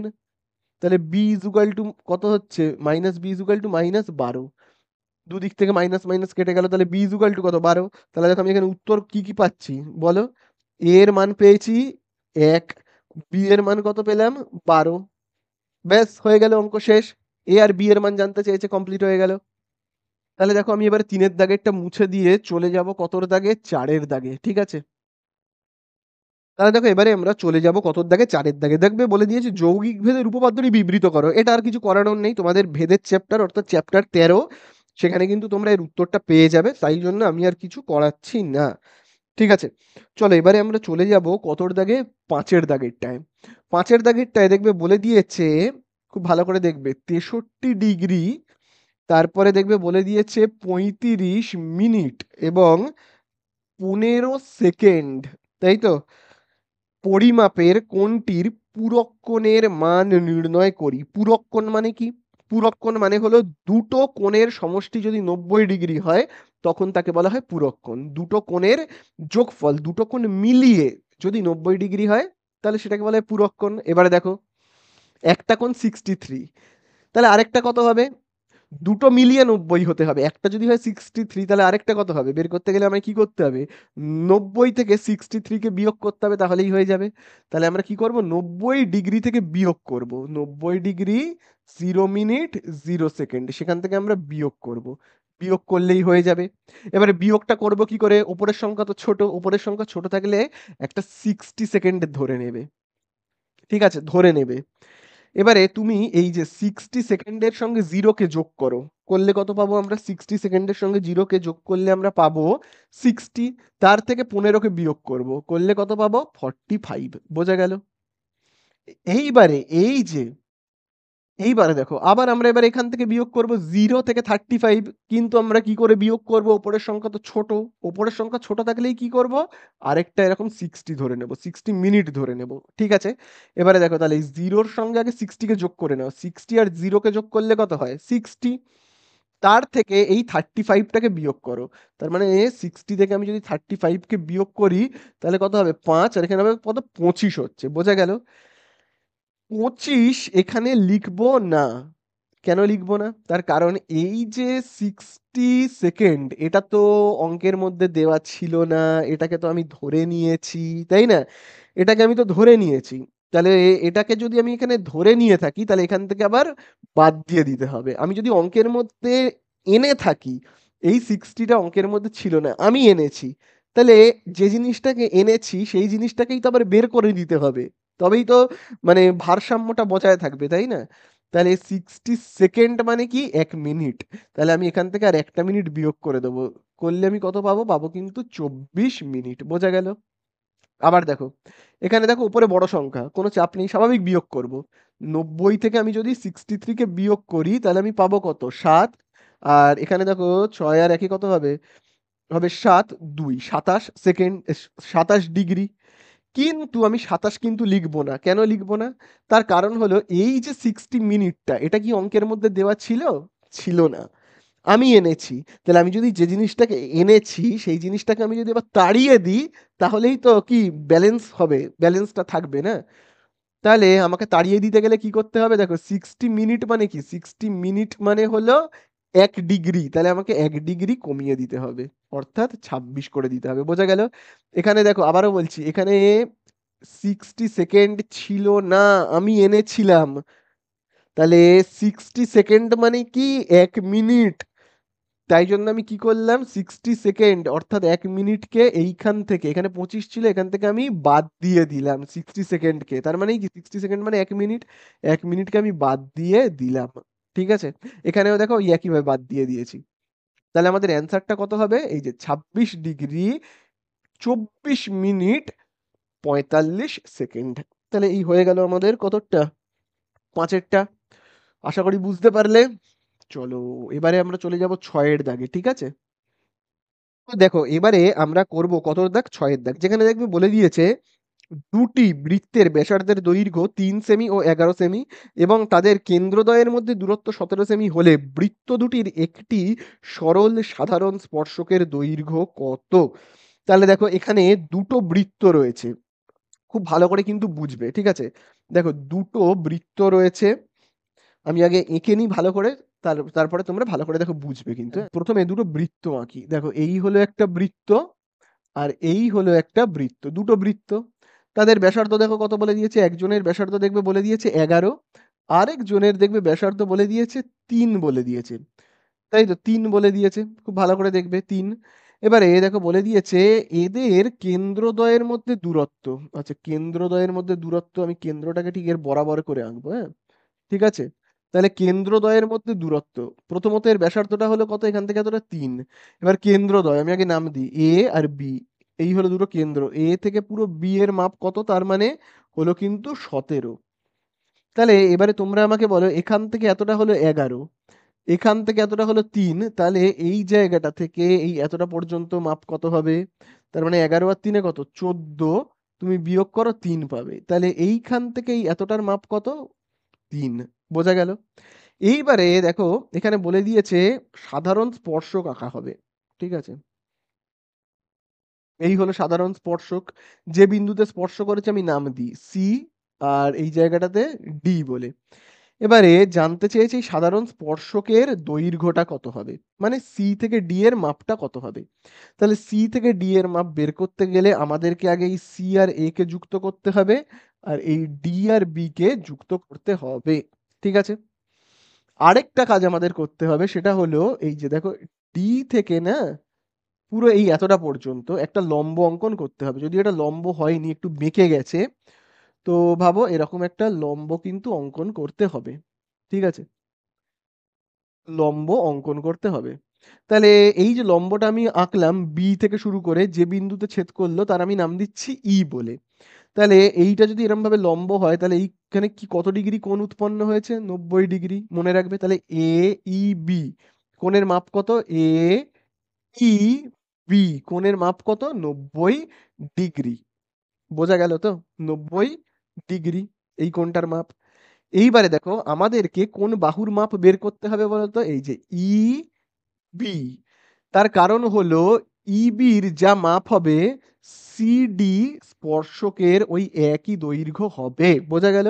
আবারও বলছি, ইবি ইবি এর যা মাপ হবে, ইবি এর যা মাপ হবে সিডি অর্থাৎ এই স্পর্শকটার কিন্তু ওই একই মাপ হবে। তাহলে আমাদেরকে ইবি এর মাপ বের করতে হবে। এবারে দেখো এখানে তোমরা একটা ত্রিভুজ দেখতে পাচ্ছ, ত্রিভুজ এ ই বি। তাহলে দেখো আমি এখানে লিখছি ত্রিভুজ এ ই বি থেকে পাই। এখানে আমরা একটা ত্রিভুজ দেখতে পাচ্ছি, এবং ত্রিভুজটা কি ধরনের ত্রিভুজ, এখানে যদি ৯০ ডিগ্রি কোণ উৎপন্ন হয়েছে মানে এটা কি ধরনের ত্রিভুজ, এটা হলো কিন্তু একটা সমকোণী ত্রিভুজ। এবারে দেখো এর আমরা কোন কোন বাহুর মাপ জানি, তার আগেও ভালো করে বুঝে নাও। দেখো এটা যদি ৯০ ডিগ্রি হয়, ৯০ ডিগ্রির বিপরীত বাহু কিন্তু হয় অতিভুজ, অর্থাৎ ৯০ ডিগ্রি তার বিপরীত, অর্থাৎ এই যে এ বি, এটা হলো কিন্তু অতিভুজ, ঠিক আছে? মাথায় রাখবে। তাহলে আমাদের অতিভুজ কোনটা আমি দেখো এখানে লিখে রাখছি, ৯০ ডিগ্রির বিপরীত অর্থাৎ কি এ বি।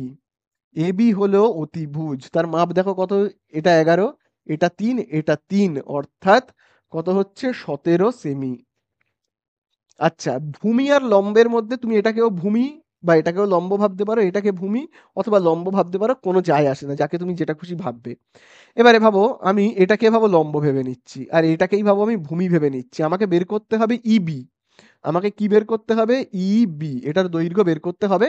আর ইবির মাপ যদি আমি পেয়ে যাই, ইবির যা মাপ হবে এই সিডি স্পর্শকের ওই একই মাপ হবে, দুটোর মাপই সমান। তাহলে আর আমার একটা বাহু দরকার, সেটা হলো এই যে ই থেকে এ। আর আমার দরকার ই থেকে এ বা এ ইর মাপ আমার দরকার। এবার দেখো খুব ভালো করে দেখবে, এই এ থেকে সি এর মাপ কত, ১১ ব্যাসার্ধ, তাই না? দেখো এইটা তো একটা কি ব্যাসার্ধ তো, তাহলে কেন্দ্র থেকে পরিধি পর্যন্ত এই লাইনটা ব্যাসার্ধ, তাহলে এটাও তো ব্যাসার্ধ।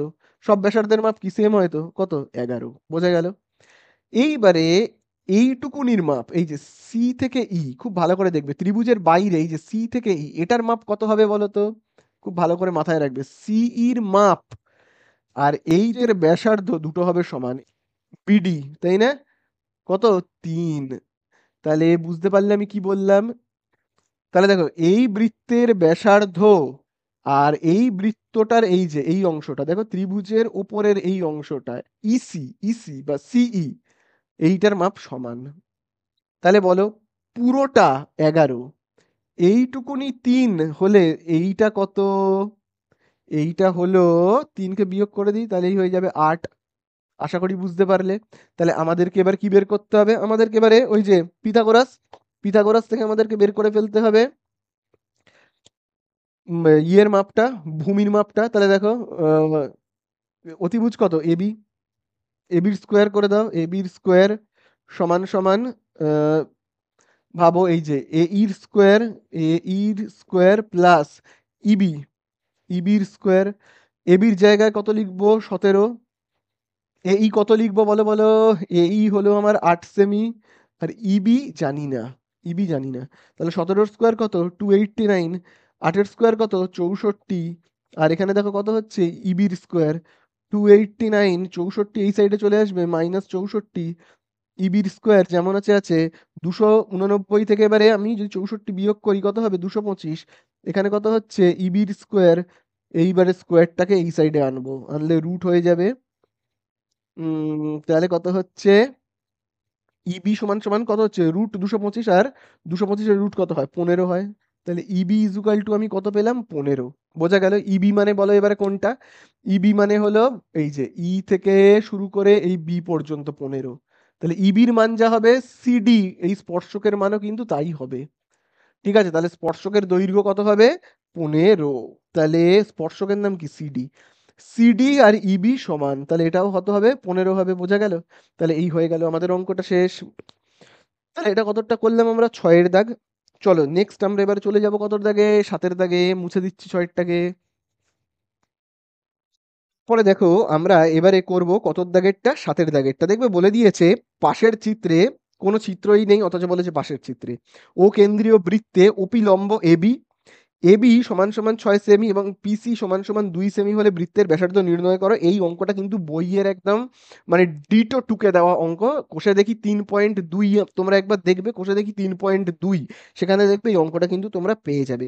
তো পাশের ওখানে দেখবে চিত্রটাও দেওয়া আছে। কেমন সেই চিত্রটা? দেখো বলে দিয়েছে পাশের চিত্রে, এই হলে সেই চিত্রটা। বৃত্তটা দেখো কি আহ, বলে দিয়েছে ও কেন্দ্রীয় বৃত্ত। তো ভালো কথা, এই হলো কেন্দ্রটা ও। আচ্ছা, এবারে এখান থেকে এটা হলো কি? ব্যাসার্ধ, মনে রাখবে। এবারে দেখো বলে দিয়েছে ওপি লম্ব এবি। তাহলে এই দেখো, এই হলো, আমি এই দেখো এই হলো এবি, এই হলো এ, আর এই হলো বি। ঠিক আছে, এই দেখো ও থেকে পি অবধি লম্ব, হলো না? দেখো ওপি লম্ব এবি। তাহলে দেখো এই দেখো ও থেকে এই হলো পি, এই জায়গাটায় নাম দিচ্ছি পি বলে, ওপি লম্ব এবি, এবির ওপর লম্ব হলো। এইবারে দেখো আর কি বলে দিচ্ছে? এবি সমান সমান 6 সেমি। দেখো মানে এ থেকে এই যে তোমার বি অবধি, মানে এটা হলো একটা জ্যা আর কি, জ্যা। সেই জ্যা এর মাপটা দেখবে বলে দিয়েছে 6 সেমি। খুব ভালো কথা, আমি লিখে রাখি, হ্যাঁ। এবি সমান সমান 6। তারপরে দেখবে আর কি বলছে? বলে দিয়েছে পিসি 2 সেমি। আচ্ছা, এই হলো পি, তাহলে এখান থেকে এইটা হলো, এই জায়গাটা হলো সি।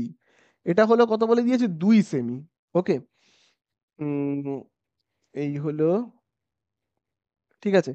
তাহলে আমাদের কাছে এবারে অ্যান্সারে ঠিক কি জানতে চেয়েছে? বৃত্তের ব্যাসার্ধ নির্ণয় করো। ব্যাসার্ধ মানে কি? এই যে কেন্দ্র থেকে শুরু করে পরিধি পর্যন্ত লাইনই হলো ব্যাসার্ধ। তাহলে আমাদেরকে এবারে ব্যাসার্ধ নির্ণয় করতে হবে। তো দেখো কিভাবে আমরা করব অঙ্কটা, খুব ভালো করে কিন্তু দেখবে। এখানে একটা ত্রিভুজ তোমরা দেখতেই পাচ্ছ, যার নাম কি? ও বি পি, পিওবি, যা খুশি বলতে পারো। যার এই যে দেখো এইখান থেকে এতটা যদি হয় 6, তাহলে পি থেকে এই বি পর্যন্ত কত হবে? 3 হবে, তাই না? তার মানে আমার পিবি কত হবে? পিবি হবে কিন্তু 6/2, মানে কত? 3 সেমি। এইবারে দেখো পুরো এই সি থেকে শুরু করে ও এর মাপ আমি ধরে নিচ্ছি, সি থেকে শুরু করে ও এর মাপ আমি ধরে নিচ্ছি এক্স। ঠিক আছে, X সেমি। মানে ব্যাসার্ধটা, এটাও কিন্তু একটা ব্যাসার্ধ, তাই না? দেখো কেন্দ্র থেকে শুরু করে পরিধি পর্যন্ত এই মাপটা হলো ব্যাসার্ধ, তাই না? বোঝা গেল ব্যাসার্ধ। আবার দেখো এটাও তো ব্যাসার্ধ না, ও থেকে বি পর্যন্ত এটাও তো একটা ব্যাসার্ধ, তাহলে ও বি এটাও হলো ব্যাসার্ধ, ওই একই, সব ব্যাসার্ধের মাপ সব সেমই হয়। এটা যদি এক্স হয়ে থাকে এটাও এক্স হবে। আচ্ছা তাহলে তোমরা আমাকে বলবে, তোমরা আমাকে বলো তো, যে এই পি থেকে ও এর মাপ কত হবে? পি থেকে ও এর মাপ, দেখো পুরোটার মাপ, এইখান থেকে পুরো এতটার মাপ হলো এক্স, তার মধ্যে এইটুকুনি অর্থাৎ সি থেকে পি, সি থেকে পি হলো 2, সেইটাকে যদি আমি বাদ দিই তাহলেই আমি কি পেয়ে যাব? পি থেকে ও পেয়ে যাব, তাই না? কি পেয়ে যাব? তাহলে আমি পি থেকে ও পেয়ে যাব। তাহলে আমি দেখো তিনটে, এই দুটো বাহুর মাপ পেয়ে গেছি। এখান থেকে এতটার মাপ কি? x-2। এই বাহুটার মাপ কত? এক্স, ব্যাসার্ধ তো। আর এইটা 3। তাহলে পিথাগোরাসের সূত্র আমরা অ্যাপ্লাই করে দিই। অতিভুজের স্কোয়ার, অতিভুজ মানে তোমরা বুঝতেই পারছো তো, এই যে ও থেকে বি, ও বির স্কোয়ার, তুমি যাকে খুশি ভূমি ধরে নাও, আমি এই যে পি থেকে বি অবধি এটাকে ভূমি ধরে নিচ্ছি, পিবি এটাকে ভূমি ধরে নিচ্ছি। লম্ব এই পি থেকে ওটাকে ধরে নিচ্ছি, পিও এটাকে আমি লম্ব ধরে নিচ্ছি। বোঝা গেল? তাহলে ওবির জায়গাতে আমি কি লিখবো? X square. পিবির জায়গাতে আমি কি লিখবো? পি থেকে বি এর মান কত? 3, তার মাথায় স্কোয়ার। পিও, এই যে পি থেকে ও কত? x-2, তার স্কোয়ার। তাহলে দেখো আমরা এদিকে কি পাচ্ছি? এক্স স্কোয়ার, 3 এর স্কোয়ার কত? 9। এটাকে আমরা এ মাইনাস বি হোল স্কোয়ারের সূত্রে ভেঙে ফেলি। তাহলে এ মাইনাস বি হোল স্কোয়ারের সূত্রে ভাঙলে কি হবে? এ square minus 2 A B plus B এর মাথায় স্কোয়ার। তাহলে এক্স স্কোয়ার এদিকে যেমন আছে আছে, এই এক্স স্কোয়ারটাকে এই সাইডে আনি, মাইনাস এক্স স্কোয়ার, 2 দুগুণে 4, ঠিক আছে। উম, 9টা এদিকে যেমন আছে থাক, 2 দুগুণে 4 এক্স, 2 এর স্কোয়ার কত? 4। তাহলে আবার দেখো, x square minus x square যেমন আছে আছে, -4x কে এই সাইডে আনছি, +4x, 4, এইখানে দেখো 9, আর এখানে কত পড়ে রয়েছে? 4। তাহলে এখানে হচ্ছে কত? দেখো কেটে দিলাম, 4x = 13। 4টা গুণ রয়েছে ওই সাইডে পাঠিয়ে দাও, ভাগ হয়ে যাবে। এবারে তুমি 13কে ভাগ করো, 13কে আমি যদি ভাগ করি কত হবে? 4×3 = 12, বিয়োগ করলে 1, ভাগ করা যাবে না, দশমিক বসিয়ে 0, কত হবে?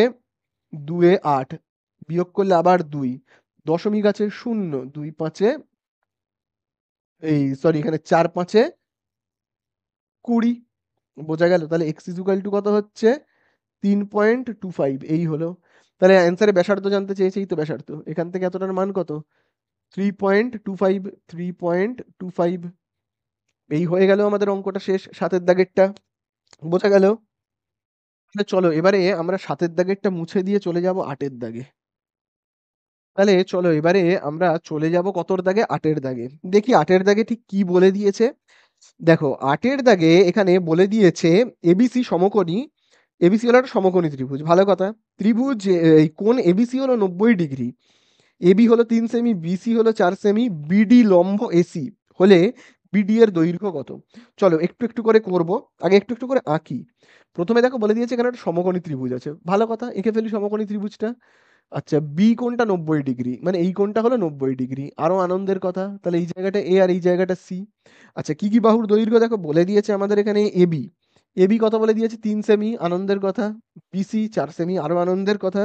বলে দিয়েছে বিডি লম্ব এসি, এটা পরে করছি, এটা আমি পরে করছি, ঠিক আছে। তাহলে এই ত্রিভুজটার ক্ষেত্রফল আমি বের করতে চাই, এই ত্রিভুজটার আমি ক্ষেত্রফল বের করতে চাই। তারও আগে আমি যেটা বের করতে চাই সেটা হলো অতিভুজের মাপটা, মানে এসির মাপটা। তাহলে বলো কি করে বের করব? ভূমি স্কোয়ার লম্ব স্কোয়ার। ভূমি কত? এই লম্ব করে দিচ্ছি প্রথমে, লম্ব 3-এর স্কোয়ার, ভূমি 4-এর স্কোয়ার, মানে হচ্ছে কত আমার? 9 আর এপারে 16। আচ্ছা এবারে 25, স্কোয়ারটাকে এই সাইডে করে দিই, রুট, তাহলে এসি সমান সমান কত হচ্ছে? 5। তাহলে আমার অতিভুজ হয়ে যাচ্ছে কত? 5। এইবারে এই ত্রিভুজটার আমি ক্ষেত্রফল বের করতে চাই। কি করে ক্ষেত্রফল বের করব? বলো বলো বলো, ক্ষেত্রফলের সূত্র বলো। ক্ষেত্রফলের সূত্র হলো, এটা কিন্তু তোমরা জানো, সেটা হলো 1/2 ইন্টু, কি বলবো আমরা? ভূমি বাই লম্ব। কি বলবো? ভূমি বাই, সরি ভূমি ইন্টু লম্ব, ভূমি ইন্টু লম্ব, এটা তোমরা জানোই। এইভাবে আমরা কি ত্রিভুজের ক্ষেত্রফল নির্ণয় করি। তাহলে তোমরা এবারে বলো, আমি এখানে ভূমির জায়গাতে কত বসাবো? দেখতেই তো পাচ্ছি ৪ রয়েছে। লম্বর জায়গাতে কত বসাবো? দেখতেই তো পাচ্ছি কত রয়েছে? ৩ রয়েছে। খুব আনন্দের কথা। এইবারে দেখো বলে দিয়েছে বিডি লম্ব এসি। দেখবে তোমরা একটু বইয়ের মধ্যে যদি খেয়াল করো, প্রশ্নের মধ্যে সেখানেই দেখবে বলে দিয়েছে কি বিডি লম্ব এসি। খুব আনন্দের কথা, বিডি লম্ব এসি। আমি তাহলে এখানে একটা লম্ব আঁকি, বিডি, বি থেকে ডি, ঠিক আছে, লম্ব, তাহলে এই পয়েন্টটা হলো ডি, বিডি লম্ব এসি। দেখতে পাচ্ছ বিডি একটা লম্ব হয়েছে এসির ওপর। তাহলে এইবারে ত্রিভুজের ক্ষেত্রফল যদি নির্ণয় করি কিভাবে করব? দেখো একটা তো ত্রিভুজের ক্ষেত্রফল এইভাবে নির্ণয় করা যায়, আবার অন্য আরেকটু অন্যভাবেও কিন্তু ত্রিভুজের ক্ষেত্রফল নির্ণয় করা যায়। কিভাবে নির্ণয় করা যায় ত্রিভুজের ক্ষেত্রফলকে? খুব ভালো করে দেখবে, এই ত্রিভুজটাকে আমি যদি এই রকম ভাবে বেঁকিয়ে এরকম করে দিই, কিরকম বললাম, এটাকে এরকম ঘুরিয়ে এদিকে করে দেবো, মানে ঘুরিয়ে দিলে কেমন হবে, আমি যদি ঘড়ির কাঁটার মতো করে ঘোরাই, ভাবো এই এটাকে ঘড়ির কাঁটার মতো করে ঘুরিয়ে সি এর জায়গাতে আনলাম, ঠিক আছে, সি এর জায়গাতে আনলাম, বোঝা গেল? এটাকে ঘুরিয়ে কি করলাম, সি এর জায়গাতে আনলাম, তাহলে সিটা ঘুরে বি এর জায়গাতে চলে এলো, আর বিটা ঘুরে ওপরে চলে এলো, বি থেকে যেহেতু লাইনটা এদিকে, তাহলে বি থেকে লাইনটা এদিকে, বোঝা গেল? কি করলাম বুঝতে পারলে? এর পয়েন্টটাকে আমি দেখো ধরলাম, ধরে এই রকম ভাবে ঘড়ির কাঁটার দিক করে ঘোরালাম, ঘোরালে এরকম হয়ে গেল। তাহলে এবারে আমি মাপটাকে দেখে নিই একবার ভালো করে। দেখো এখানে এসির মাপ কত ছিল? এসির মাপ ছিল কিন্তু ৫, তাই না? আচ্ছা দেখে নিই এবির মাপ কত ছিল? ছিল কিন্তু ৩। বিসির মাপ কত ছিল? ছিল কিন্তু ৪, তাই না? একই ত্রিভুজ, ত্রিভুজটাকে উল্টে নিয়েছি, তাই না? তাহলে এবারে আমি যদি ওই একই তো ত্রিভুজ, এই ত্রিভুজটা এই ত্রিভুজটা ওই একই, শুধু উল্টে নিয়েছি। এবারে যদি আমি ক্ষেত্রফল নির্ণয় করতে চাই কিভাবে করব? বলো ক্ষেত্রফলের সূত্র। ওই একই, ১/২ ইন্টু ভূমি ইন্টু কি লম্ব, একই তো সব সূত্র। এইবারে বলো আমরা কি বসাবো? ১/২ এর জায়গায় ১/২, ভূমির জায়গাতে কত বসাবো? খুব ভালো করে দেখবে ভূমি কত এবারে। এবারে কিন্তু ভূমি হলো এই সি থেকে এ পর্যন্ত অর্থাৎ ৫। লম্ব কত? লম্ব জানি না, লম্ব হলো বিডি, বিডি হলো লম্ব, এইটার মাপ বের করতে বলে দিয়েছে। তাহলে চলো আমরা বের করি। কিভাবে করব? দেখো এদিকে ১/২, এদিকে ১/২ কেটে দিলাম, ৪ আর ৩ কত? ১২। এইদিকে কত রয়েছে? ৫ ইন্টু বিডি। তাহলে দেখো ৫টা গুণ রয়েছে, এই সাইডে চলে গেলে কি হবে? ভাগ হবে। তাহলে ১২কে তুমি ৫ দিয়ে ভাগ করো, অঙ্ক শেষ। ১২কে ৫ দিয়ে ভাগ করলে কত হয়? ১২কে আমি যদি ভাগ করি ৫ দিয়ে, তাহলে হবে কত? ৫×২ = ১০, ২ দশমিক দিয়ে ০, ৫×৪ = ২০। এই হয়ে গেল। তাহলে আমার বিডি ইজ ইকুয়াল টু কত বেরোলো? BD is equal two 2.4। ঠিক আছে, বিডি মানে এই যে বুঝতে পারছো তো, এই যে বিডির মান পেয়ে গেলাম কত? 2.4। হয়ে গেল, আমাদের অঙ্ক শেষ। তাহলে এই হয়ে গেল কিন্তু আমাদের ৮-এর দাগের টা। চলে যাব ৯-এর দাগের টায়। ঠিক আছে, মুছে দিই। তো দেখো এবারে আমরা চলে যাব কিন্তু ৯-এর দাগেরটায়, স্টার মার্কিং করবে ৯ আর ১০, প্রচন্ড ইম্পর্টেন্ট ৯ আর ১০। দেখো ৯-এর দাগে কি বলে দিয়েছে? দুটো গোলকের বক্রতলের ক্ষেত্রফলের অনুপাত। দুটো গোলক রয়েছে, এই একটা গোলক আর এই একটা গোলক। বক্রতলের ক্ষেত্রফল মানে তো তোমরা জানোই, পুরো এখান থেকে এই যে এই এতটার মান। বক্রতলের ক্ষেত্রফলের অনুপাত 1:4, মানে এই গোলকের 1 আর এই গোলকের কি বক্রতলের ক্ষেত্রফল 4। তাহলে এবারে অ্যান্সারে আমাদের কাছে কি জানতে চেয়েছে? দেখি দেখি দেখি, অ্যান্সার জানতে চেয়েছে ওদের আয়তনের অনুপাত কত হবে, মানে ওদের আয়তনটা জানতে চেয়েছে। খুব ভালো কথা, আয়তন তো বের করব। আচ্ছা, এইটার একটা ব্যাসার্ধ আছে, তাকে আমি ধরে নিচ্ছি R1। এইটারও একটা ব্যাসার্ধ আছে, তাকে আমি ধরে নিচ্ছি R2। ধরে নিলাম। এবারে দেখো এই যে এই গোলকটার বক্রতলের ক্ষেত্রফল কত? ১। তাহলে দেখো আমি এখানে দেখো লিখছি ১। তাহলে আমি এটা কি লিখলাম? এই গোলকের বক্রতলের ক্ষেত্রফল। তাহলে এই গোলকের বক্রতলের ক্ষেত্রফলের মাপ যদি এদিকে লিখি, তাহলে এইদিকে আমি সূত্রটা লিখব। বক্রতলের ক্ষেত্রফল বের করবার সূত্র কি? 4πr²। এবারে এই আরটাকে না R1 দিয়ে আমরা চিহ্নিত করছি, R1 দিয়ে চিহ্নিত করলাম, বোঝা গেল? এবার দেখো দাগ কাটছি, এই ৪টাকে আমি নিচে লিখলাম। এই ৪টা কিসের মাপ? এই ৪টা হলো এই গোলকের বক্রতলের ক্ষেত্রফল। তাহলে আমি যদি এই দিকে বক্রতলের ক্ষেত্রফলের মাপটাকে লিখি, তাহলে আমাকে এদিকে বক্রতলের ক্ষেত্রফলের সূত্র লিখতে হবে। বক্রতলের ক্ষেত্রফলের সূত্র কি? 4πr²। শুধুমাত্র এই গোলকের আরকে আমরা R2 দিয়ে চিহ্নিত করছি। R2 দিয়ে চিহ্নিত করলাম। এবারে দেখো কি কি কাটছে? 4 কাটছে, পাই কাটছে। তাহলে এখানে থাকছে কি? R1/R2। শুধু এদের দুজনের মাথায় একটা করে স্কোয়ার আছে, ঠিক আছে? তাহলে দেখো এই যে স্কোয়ার গুলো সমান চিহ্নের এই দিকে চলে গেলে কি হবে? রুট হয়ে যাবে। তাহলে R1/R2 পড়ে থাকবে, এটা রুট হয়ে যাবে। তাহলে R1/R2, আচ্ছা বলো, একের রুট কত? 1। 4-এর রুট কত? 2। তার মানে দেখো R1 সমান সমান কত পেয়েছি? 1। R2 সমান সমান 2।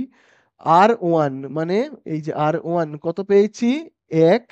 আর R2 কত পেয়েছি? মানে এই ব্যাসার্ধটা কত পেয়েছি? 2। বোঝা গেল? অ্যান্সারে জানতে চেয়েছে এদের আয়তনের অনুপাত কত। তাহলে তোমরাই বলো এই গোলকের আয়তন আমরা কি করে বের করব? এই গোলকের আয়তন, আয়তন বের করবার সূত্র কি তোমরা আমাকে বলবে? আয়তন বের করবার সূত্র হলো 4/3 পাই আর কিউব। কি বললাম? 4/3 পাই আর কিউব। এইটার আর কত বলো? এই গোলকের আর কত? 1। তাহলে আমি কি লিখবো? 1-এর কিউব।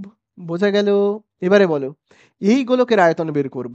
আয়তন বের করবার সূত্র কি? 4/3 পাই আর কিউব।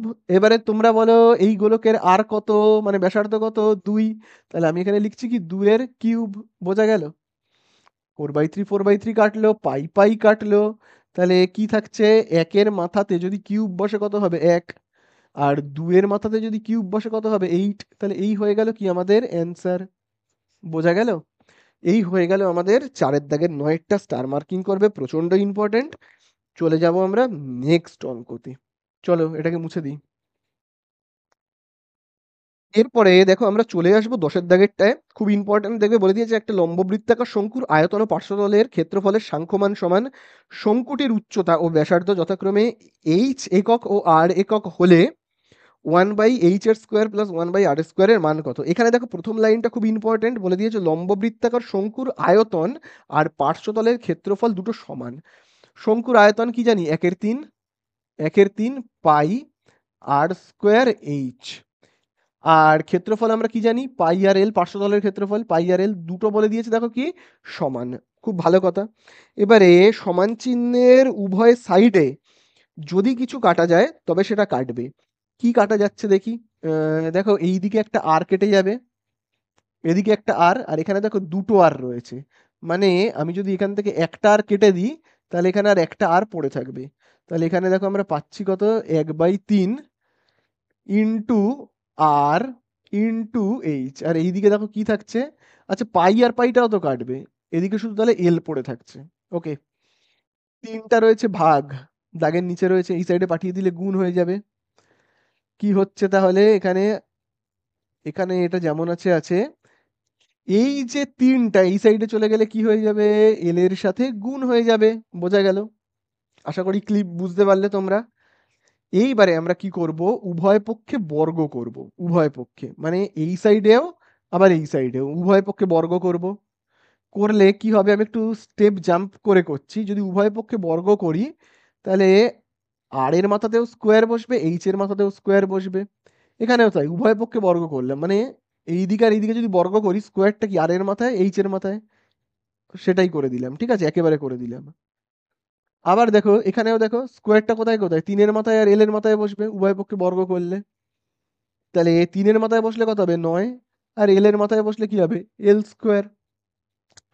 এবারে দেখো তোমরা তো এটা সবাই জানো যে এটা যদি একটা শঙ্কু হয়, এটা যদি একটা শঙ্কু হয়, তাহলে এটাকে আমরা কি বলি? এল। এটাকে আমরা কি বলি? এইচ। আর এটাকে আমরা বলি আর।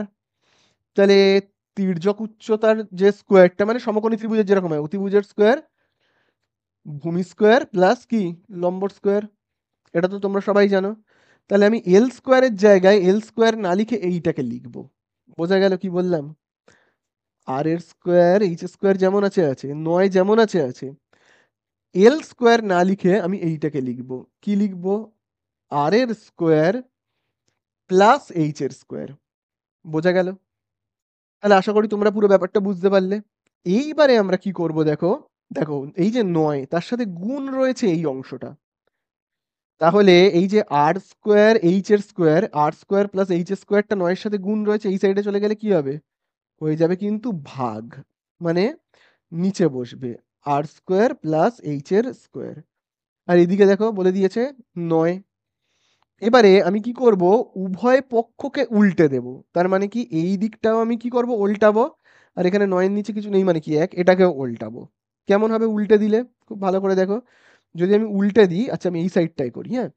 উল্টে দিলে কেমন হবে ব্যাপারটা? মানে এই ওপরের অংশটাকে নিচে করে দেব, আর এই নিচের অংশটাকে ওপরে করে দেব। মানে আর স্কোয়ার প্লাস এইচ এর স্কোয়ারকে ওপরে করে দিলাম, আর আর স্কোয়ার এইচ স্কোয়ারকে নিচে করছি। তাহলে এই দিকটা উল্টাবো। ৯/১ উল্টে গেলে কি হবে? ১/৯। এইবারে আমরা এই যে আর স্কোয়ার এইচ এর স্কোয়ার দিয়ে আমরা না এইটাকে ভাগ করব। প্রথমে আমি কাকে ভাগ করব? প্রথমে আমি ভাগ করব আর স্কোয়ারকে, তারপরে এইচ এর স্কোয়ারকে। তাহলে আর স্কোয়ার এইচ এর স্কোয়ার দিয়ে আমি প্রথমে কাকে ভাগ করব? আর স্কোয়ারকে। আর স্কোয়ারকে আমি ভাগ করব কি দিয়ে? আর এর স্কোয়ার এইচ এর স্কোয়ার দিয়ে। তারপরে আমি আর স্কোয়ার এইচ স্কোয়ার দিয়ে কাকে ভাগ করব? এইচ এর স্কোয়ারকে। হুম, তাহলে আশা করি বুঝতে পারলে তো। আর এদিকে ১/৯ যেমন আছে আছে। তাহলে কি কি কাটবে দেখো, ওপরেও আর এর স্কোয়ার নিচেও আর এর স্কোয়ার কেটে গেল। ওপরেও দেখো এইচ এর স্কোয়ার নিচেও এইচ এর স্কোয়ার কেটে গেল। তাহলে থাকছে কি? থাকছে ওপরে ১ আর নিচে কি থাকছে? এইচ এর স্কোয়ার প্লাস ওপরে ১ নিচে কি আর এর স্কোয়ার। আর এখানে কি থাকছে? ১/৯। এটাই তো জানতে চেয়েছে। জানতেটা কি চেয়েছে আমার কাছে? জানতে চেয়েছে 1/এইচ এর স্কোয়ার প্লাস 1/আর এর স্কোয়ার ইজুকাল টু কত? পেয়ে গেলাম ১/৯। এটাই হয়ে গেল আমাদের অ্যান্সার। বোঝা গেল? চলো, এই আমাদের হয়ে গেল ১০ এর দাগ। এবারে আমরা চলে যাব কতর দাগে? ১১ এর দাগে। তাহলে দেখো এবারে আমরা চলে যাব কতর দাগে? ১১ এর দাগে। তাহলে দেখো ১১ এর দাগে ঠিক কি বলে দিয়েছে? ১১ এর দাগে দেখবে বলে দিয়েছে x equal to A sine theta. তাই তো? এটা দেখবে বলে দিয়েছে। আর দেখবে বলে দিয়েছে ওয়াই ইজুকাল টু, আমি এখানে করছি, হ্যাঁ? ওয়াই ইজুকাল টু দেখবে কি বলে দিয়েছে? B tan theta. তাই তো? বি ট্যান থিটা হলে বলছে এখান থেকে থিটা অপনয়ন করো। তাই তো? থিটা অপনয়ন করো মানে এখান থেকে থিটাকে তাড়িয়ে দাও। তাড়িয়ে দাও এখান থেকে, থিটা আর রেখো না। তাহলে কি করে আমরা করব? দেখো, এটা গুণ রয়েছে, এ আর সাইন থিটার মাঝখানে কি চিহ্ন? গুণ চিহ্ন। এ এই সাইডে গেলে কি হবে? ভাগ হবে। তাই না? তাহলে সাইন থিটা এইদিকে একা একা পড়ে থাকবে। বোঝা গেল? একইভাবে এই সাইডেও দেখবে, দেখো বিটা গুণ রয়েছে, বি আর ট্যান থিটা কি গুণ রয়েছে, বি এই সাইডে গেলে কি হবে? বি গেলে কিন্তু এই সাইডে ভাগ হয়ে যাবে। ট্যান থিটা যেমন আছে তেমন পড়ে থাকবে। বোঝা গেল? এবারে আমরা কি করব? খুব ভালো করে দেখবে। এক্স বাই এ কে উল্টে দেব, দিলে কি হবে? এ বাই এক্স। সাইন এর নিচে কিছু নেই মানে কি ১, উল্টে দিলে কি হবে? ১/সাইন। এবারে তোমরা বলো ১/সাইনকে আমরা কি বলি? ১/সাইনকে আমরা কি বলি? ১/সাইনকে আমরা বলি কিন্তু কোসেক। কারণ সাইনের উল্টো হলো কি? Cosec theta. তাই না? বোঝা গেল? আচ্ছা। এবার একইভাবে দেখো y/b একে উল্টে দেবো, দিলে কি হবে? b/y। তাহলে এটাকেও উল্টে দিতে হবে। ১/tan হয়ে যাবে। এবারে বলো ১/tan কে আমরা কি বলি? মানে tan এর উল্টো কি? cot। তাহলে এখানে আমরা কি লিখবো? cot theta. বোঝা গেল? এইবারে দেখো আমাদের কাছে, আমরা এবারে দেখো কি করব? এই সূত্রটা তো তোমরা সবাই জানো। এই যে কোসেক স্কোয়ার থিটা, এই যে তোমরা তো এটা সবাই জানো, cosec square theta minus cot square theta is equal to কত? ১। তাহলে এবারে আমরা এখানে মান বসাবো, খুব ভালো করে দেখবে। কোসেক স্কোয়ার থিটার জায়গাতে কত বসাবো? এই যে দেখো কোসেক স্কোয়ার থিটার জায়গাতে বসাবো এই যে এইটা a/x, যেহেতু মাথাতে স্কোয়ার রয়েছে দেখতে পাচ্ছ, তাহলে আমরাও কি দেবো? এখানে স্কোয়ার। আবার দেখো কট স্কোয়ার থিটার জায়গায় কত বসাবো? এই দেখো কত বসাবো? b/y। যেহেতু দেখো এখানে স্কোয়ার রয়েছে, তাহলে আমরাও এখানে স্কোয়ার দেবো ইজুকাল টু কত? ১। তাহলে দেখো এই হয়ে গেল কিন্তু আমাদের অ্যান্সার, তাই না? এই হয়ে গেল অ্যান্সার। এই অ্যান্সারে কোনো জায়গায় থিটা আছে? নেই তো, থিটা অপনয়ন হয়ে গেল। আশা করি বুঝতে পারলে। চলো নেক্সট অঙ্কতে চলে যাবো, অ্যান্ড লাস্ট অঙ্ক, যেটা ১২ দাগে। দেখো ১২ দাগের অঙ্কতে দেখবে এখানে বলেই দিয়েছে একটি পরিসংখ্যা বিভাজনের গড় হলো ৮:1 নয়, ওটা ৮.1 হবে। সাবমিশন এফআই এক্সআই এর মান বলে দিয়েছে, এফআই এর মান বলে দিয়েছে, কে এর মান কত। তাহলে দেখো আমরা এখানে গড় কি করে বের করি, এইভাবে summation FI XI is by কি এফআই। গড় কত বলে দিয়েছে 8.1, সাবমিশন এফআই এক্সআই এর মান দেখবে কত বলে দিয়েছে কিন্তু 132 প্লাস 5K। আর এফআই এর জায়গাতে আমরা কত লিখবো, 20 লিখবো। ঠিক আছে, চলো এবার এখান থেকে আমরা কে এর মান বের করব। দাগের নিচে রয়েছে 20 ভাগ, এই সাইডে গেলে গুণ হয়ে যাবে। ঠিক আছে, গুণ হয়ে যাবে 132 প্লাস 5K যেমন আছে আছে। 8.1 এর সঙ্গে আমরা গুণ করব 20K, গুণ করলে কত হবে, হবে কিন্তু 2 2 2 8 16, 162। তাহলে 162, 132কে আমি এই সাইডে নিয়ে চলে এলাম, 5K এদিকে যেমন আছে আছে, বিয়োগ করলে কত হবে, হবে কিন্তু 30। তাহলে 5টা গুণ এই সাইডে চলে গেলে কি হবে, ভাগ। তাহলে এই হয়ে গেল, কত পেলাম, কে ইজ ইকুয়াল টু 6। হয়ে গেল আমাদের অঙ্কগুলো শেষ।